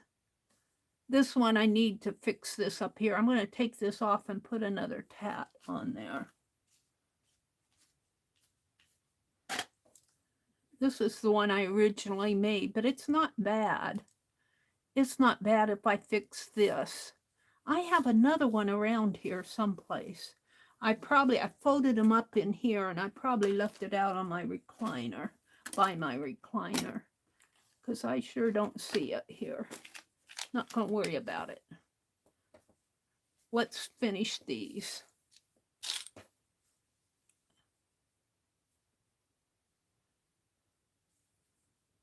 That one. Where's the one I needed to sew the tat on? This one. What did I do with the tat? Honestly. What happened to the little tat? Take a breath, Meri. Here it is. Let's sew this on. It'll just take a minute. Pretty little tat.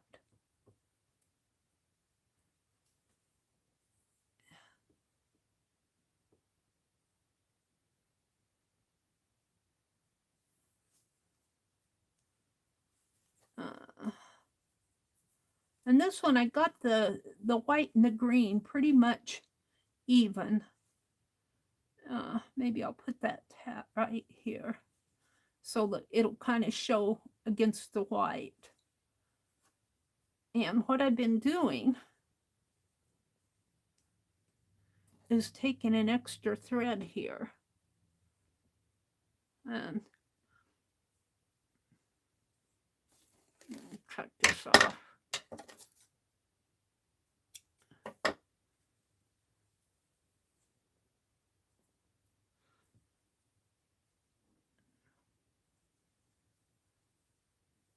And I got enough thread on. Let's move these.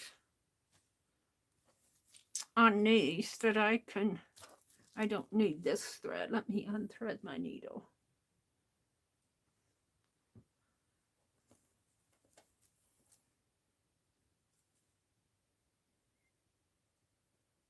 I want to get these sent off. I made I thought I gave 4 away. I got them. I got my list. It's in my journal. And I made one for Lori. And Ginger won one originally. And I made 5 more of them. All right. We're going to put this right. We want it even with this, though. So that's there. Let's put this. Oh, dropping it all over the place. Let's put this here, right in here. So let's wrap that around, get this one out of the way. And I come around and I'm getting under my thread, and then I'm coming to the back of this and tying this on here through there. And push my needle in, and all my threads get tangled. And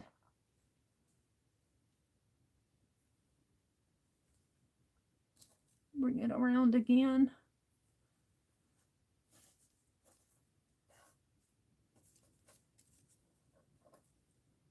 And it around. Try to keep that one out of the way until I get done here.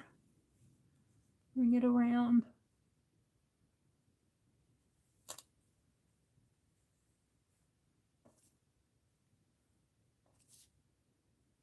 Around, and we want to, what I'm trying to do is sew the back of the tassel onto, the tassel onto the back of the tatting.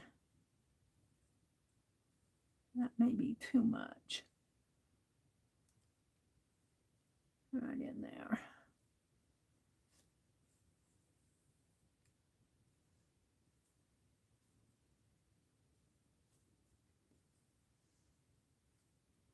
We kind of want it here, over a little more.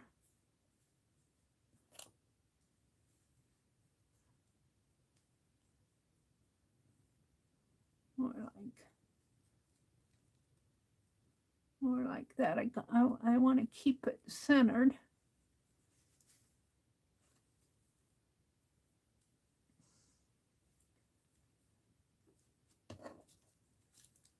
Let's pull it this way a little. Over this way.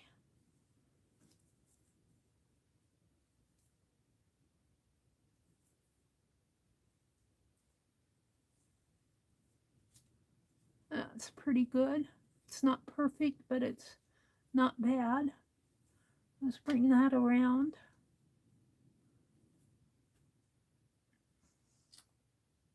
And grab a hold of this.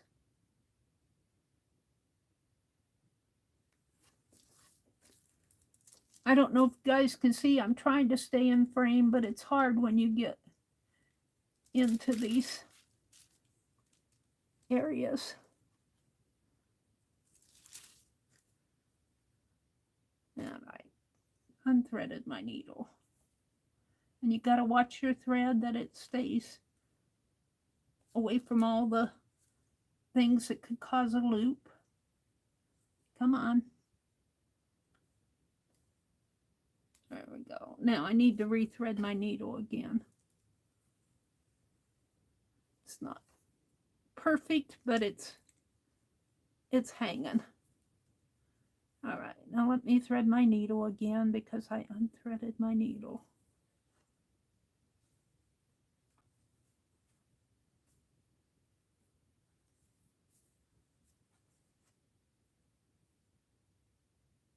Luckily, this is a large-eyed needle.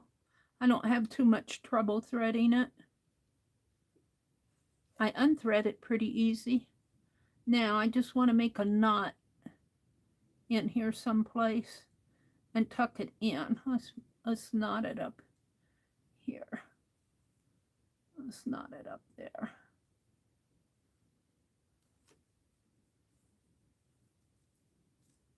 Well, I don't want to pull on that too much. Let's just make a little knot.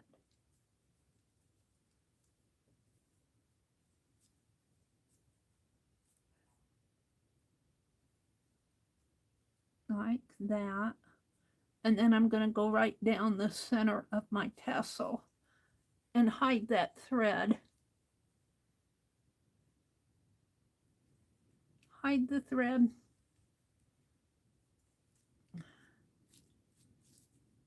There we go.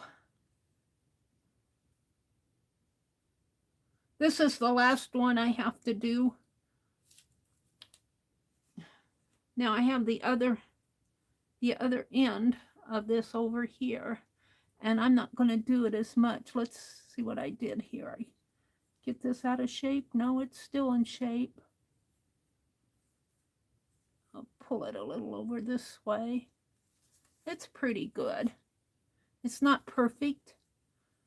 I wish I had it over a little more. I'm trying to pull it over. It's not perfect, but it's all right. This one I'm not going to worry about attaching onto the end of the back of the tassel. I'm just going to kind of wrap it around a couple times and tuck it in. And I might do that right here on the back. And then we'll clip them off. And then I'll have to fix that other hanger. I have another tassel here someplace.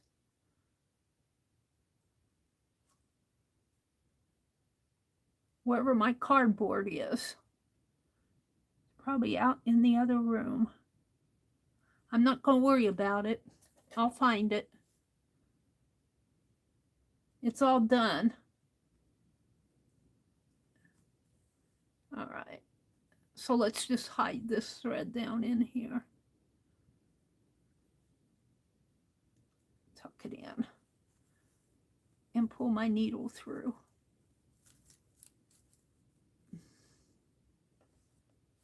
There we go.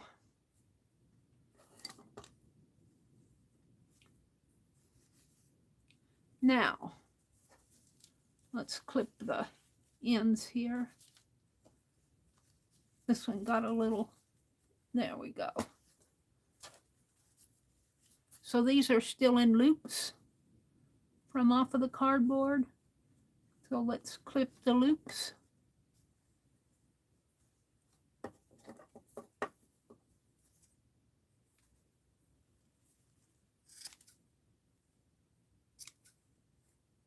And clip these loops.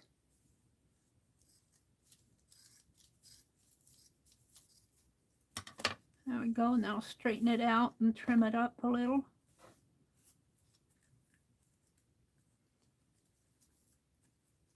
This one's a little, just a little off there, but it's not too bad. All right, now let's trim this up.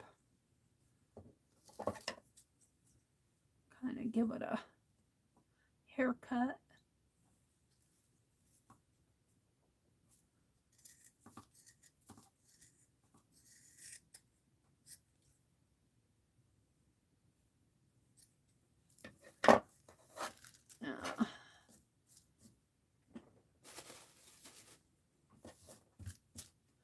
A little bit more over here, maybe.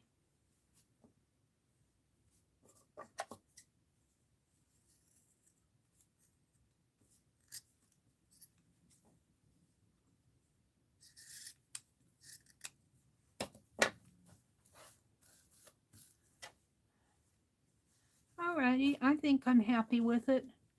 You can shake it out a little, splay it out a little.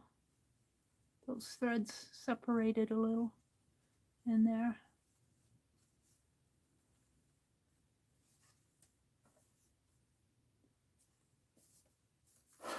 All right, let's see what I have for the others. This one's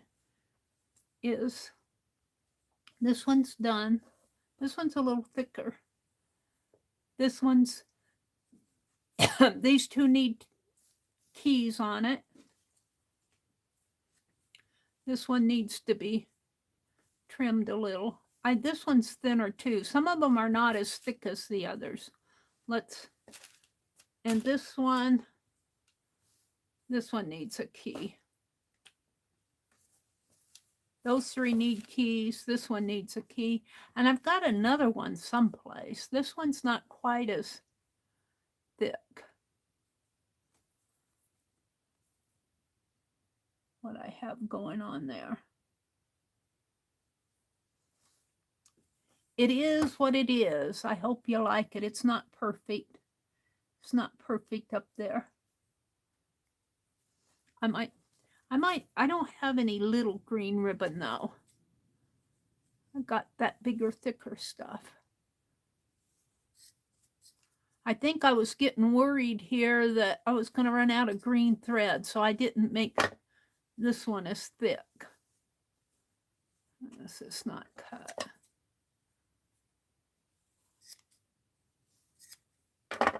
But depending on where you use them, sometimes you don't want a real thick one. Now let's trim it up. Is that still a loop? No. Let's trim it down here. I'm not an expert at this, but I do have fun making these. And these are all given away. I have the list in my journal. I just need to get them ready to send. What time is it? It's 8:38. I've got about 20 minutes here to put these keys on.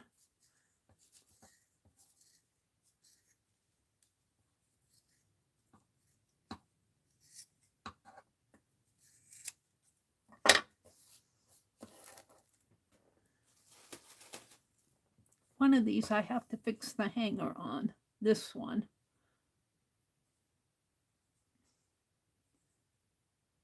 I'm going to cut this off. I'll have to tap me another hanger, so I'll have to do this offline. I don't like that hanger. It's not good. We'll put another hanger on that. So these, I'm going to sew the keys on. And I got the keys right here. They're all the same. They got little hearts on them. Oh, these have little hearts up here. These don't have hearts. These have little round jewels. Interesting. What is this one? This one did not have a heart. It looks like a heart. It's got a little key. I'll make them all the same, except one will have one of these. So let's take this one off. I could just twisty tie them on, but no, let's sew them on. And I've been sewing them right down here at the bottom. And I think my thread, I got enough thread out here.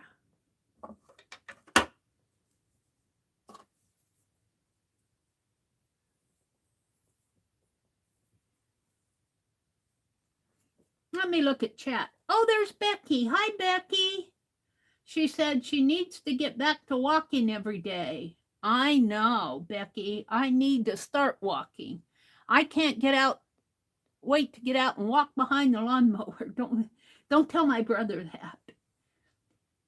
At one point, she said she was walking 4 miles in an hour.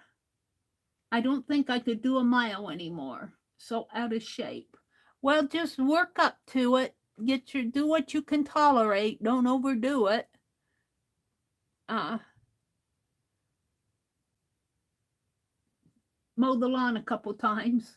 Scott is home again today. No work again. Oh, Becky. I don't know. He should have something in his contract. If you don't give me so many hours a week. Of course, then they would say, oops, we don't need you. He really enjoys working there, Becky said. He's only worked 1 day this week. I'll be glad when this 9-month contract is done. So I hope they will take him on full-time in July like they said they would. He really does enjoy working there. Becky said she's got fingers and toes crossed. Well, we'll keep you in our hearts and our prayers, Becky, that Scott, if he enjoys working there, that's 90% of the job is enjoying your job. I don't want to put it through the Picasso because that's only one thread. So I'm gonna put it down here through the double stitch. And let me pull this big thread through a little and put it through the key. Roy says, howdy, Aunt Bee. And Teresa said, when it gets a little warmer, and she's going to get out and clean her yard up. She's transferring some of the stuff, some of something to a different part and throwing out some stuff. I don't know what Dutch iris to a different part of the yard and throwing, Dutch iris. Thank you, Teresa. Dutch iris. Sounds like a pretty plant. And she's throwing out some stuff under her lean-to. Tori says, please hit. Oh, thank you, Tori. Aw. Thank you so much. All right. We're just going to stitch this on a couple times. Becky, I saw your and Scott's first haul video, but I didn't have a chance to watch the one that you did yesterday. I was out running around yesterday too. I don't know. I'm glad I got all my running around done this week. Let me face this the right way. I'm glad I got all the running around done. You know, it's going to get colder. I don't like to be out in the cold. Let me get these out of my way. Of course, the key one does not want to stay there. Do I have the right thread? I do.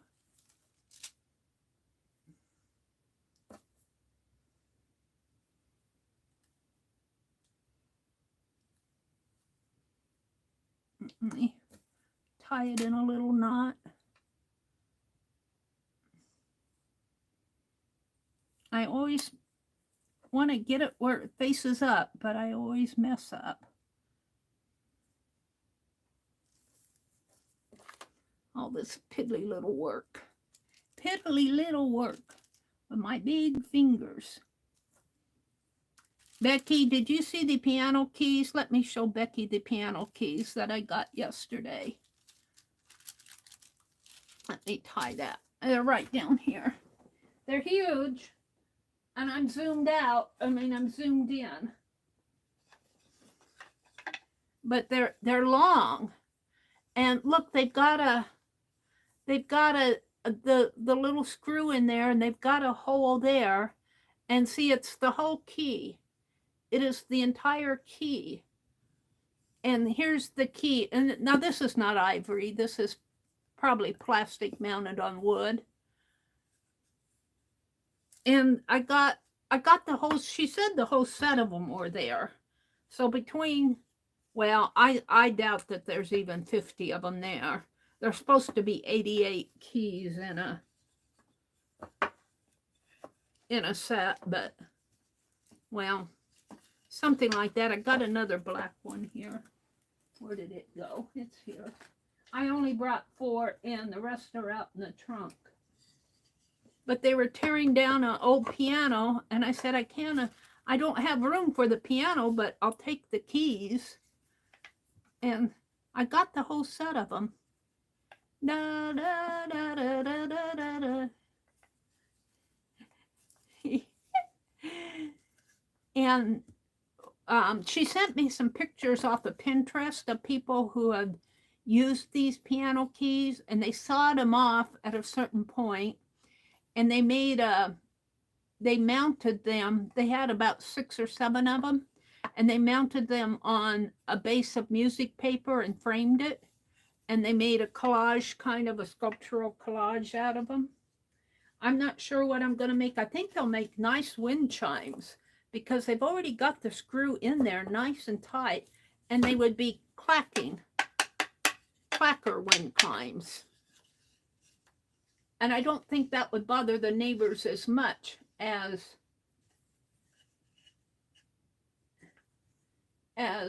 metal wind chimes. I don't know. Could, might, I don't know. But I bought the whole set of them. $5. Not a bad price. Now I need to clean my hands again.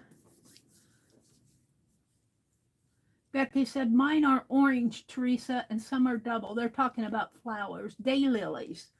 Teresa says, I have daylilies that are in a couple of different places in my yard.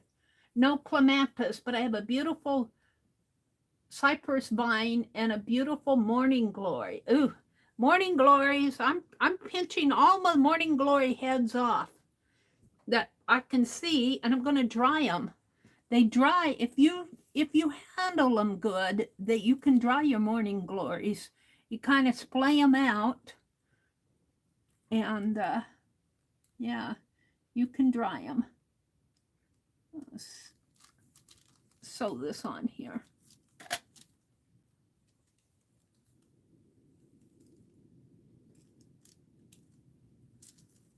Teresa says hers are blue. My daylilies are 2 shades of orange, Teresa says. Beck said, we had so much fun yesterday, but oh my goodness, we were exhausted. I get it. I got a good night's sleep last night, though, Becky. I got a good night's sleep. So I'll have to watch your haul video. I didn't get it watched. I think I can knot this.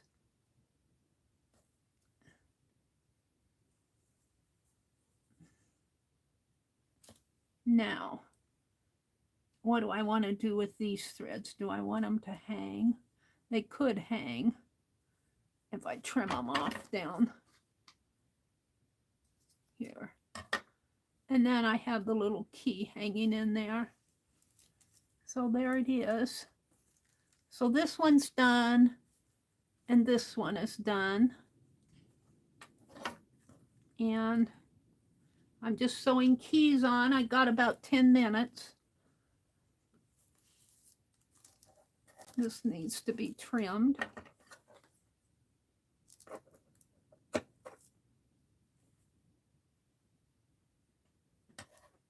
Throw those threads away.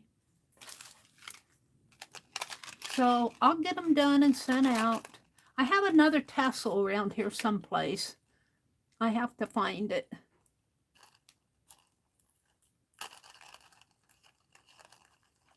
I know I made 5 of them.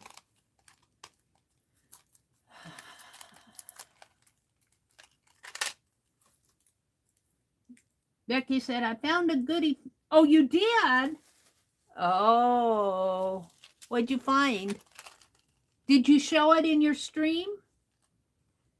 Teresa says, my computer wants to talk gibberish for some reason. Boy, my keyboard does too, Teresa. I get it. I understand. You did. Okay, I'll go watch your video.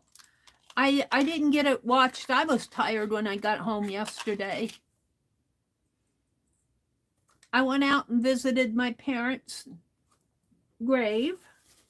And it was windy out there. But you know, it was so quiet out there.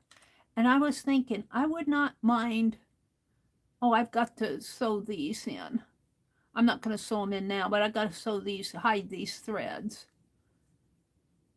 I would not mind being buried out there. It's so nice and quiet and peaceful. My parents are buried right at the edge of the cemetery. And it's really quiet out there. It's very, very quiet and peaceful. And I think my parents would have enjoyed that. Even when they were alive, they would have enjoyed it.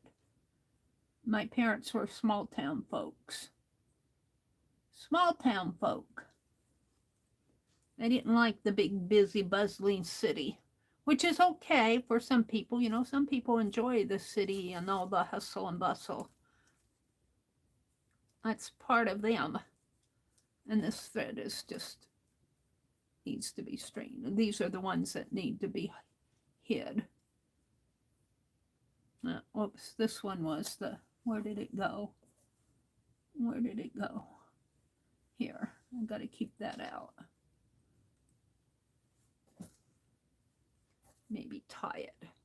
Right now, tie it. I may do the other 2 off camera because it's getting late. We'll sew this key on, and I've got to find that other tassel. It bothers me when I can't find stuff that I make when I want it. And I'm not saying these are perfect. You'll see little flaws in them when you get them. Those of you that want them, you'll see little flaws, but I figure the distress part of it is part of the fun of it. Maybe I'll go through this one more time. The distress part of it is kind of the fun. I don't do things perfectly. I figure if you want perfect, go to somebody else. Meri's not perfectly. It stresses me out to have to be perfect. All right, that's in there pretty good. Let's tie this again.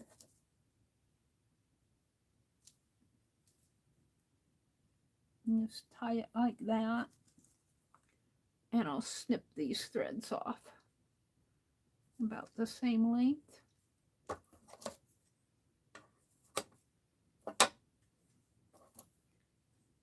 And I'm just going to let the threads, hang down off of the key.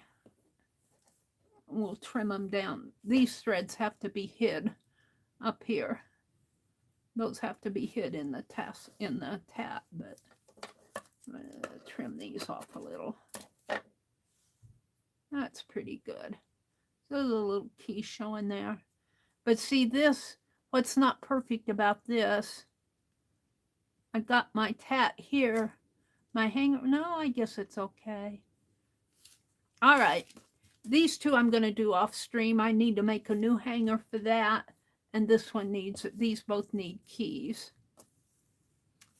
So, and this one is my needle. And this one. And I've got another one around here. I need to make a hanger. And these two need keys. And earlier, I made my little tea bag journal. And I drew a picture of Grace Banker earlier. I want to call her Barker, Grace Banker, who was a switchboard soldier. And I showed the magazines that I got and the buttons that I got and the tatting that I'm working on. I'm just kind of reviewing. This is upside down. This will be my thumbnail. Let's hide this one in between so it won't look so obvious that it needs a hanger. This will be my thumbnail. Oops, it's obvious that it needs a hanger. Let's throw this hanger in there. What did I do with it? Threw it over here. Let's just put this right in here, even though it's not perfect. It kind of takes up that space. There we go. This will be my thumbnail. Oh, thank you, Tori. You know, I get inspired by all of you. You guys all inspire me. The little tea bag journal. Oh, this is the front here. Has little tea bag. We're going to work in this, but not right away. Tomorrow, I'm going to try to get on early. I want to make a card for Lena tomorrow. I want to get it sent off. Teresa said, I lost my computer wants to talk gibberish. Becky said she's still in her PJs. Teresa said, I can't wait to find out how to preserve the morning glory. You know, well, if you cut them, and they're like a petunia, if you cut them, they'll want to close up. But if you get them in your book while they're still damp, and kind of splay the little bloom out and close that page down on it, the page will help keep it open. They won't be totally open, but they'll be open enough. And they do dry nice. I'll have to find that book. It's behind me someplace, of the ones that I did last year. I did the ones last year right at the end of the season, so I didn't have a lot of them. But man, I have to keep those morning glory down because they just take over. They would take over the garden. I'm going to try to mulch the garden a little bit more this year. I don't know how successful I'll be, but we'll see. Becky said she needs to make her breakfast. Got 2 minutes. Paint Girlie's coming on. So today is Thursday. Paint Girlie comes on. I think Lisa and Tanya might be on this afternoon. I don't know exactly what time. They usually come on around 1 o'clock, 1 or 2 Central. You guys might know. Thank you, Dar, for sticking with me this morning, and Kimberly, all you guys that have even been with me since the beginning. And even those who are up in the balcony watching. Let's see. And then tonight at 6 o'clock Eastern, Beth Schuler will come on. And tomorrow's Friday. I'm going to try to come on tomorrow morning. And I'll be... Barb Owen, is she coming on now, Becky, on Friday afternoons? I lost track of Barb Owen. I've lost track of a lot of people. We'll be on tomorrow, and I'll be back tomorrow evening Friday evening at 7:30.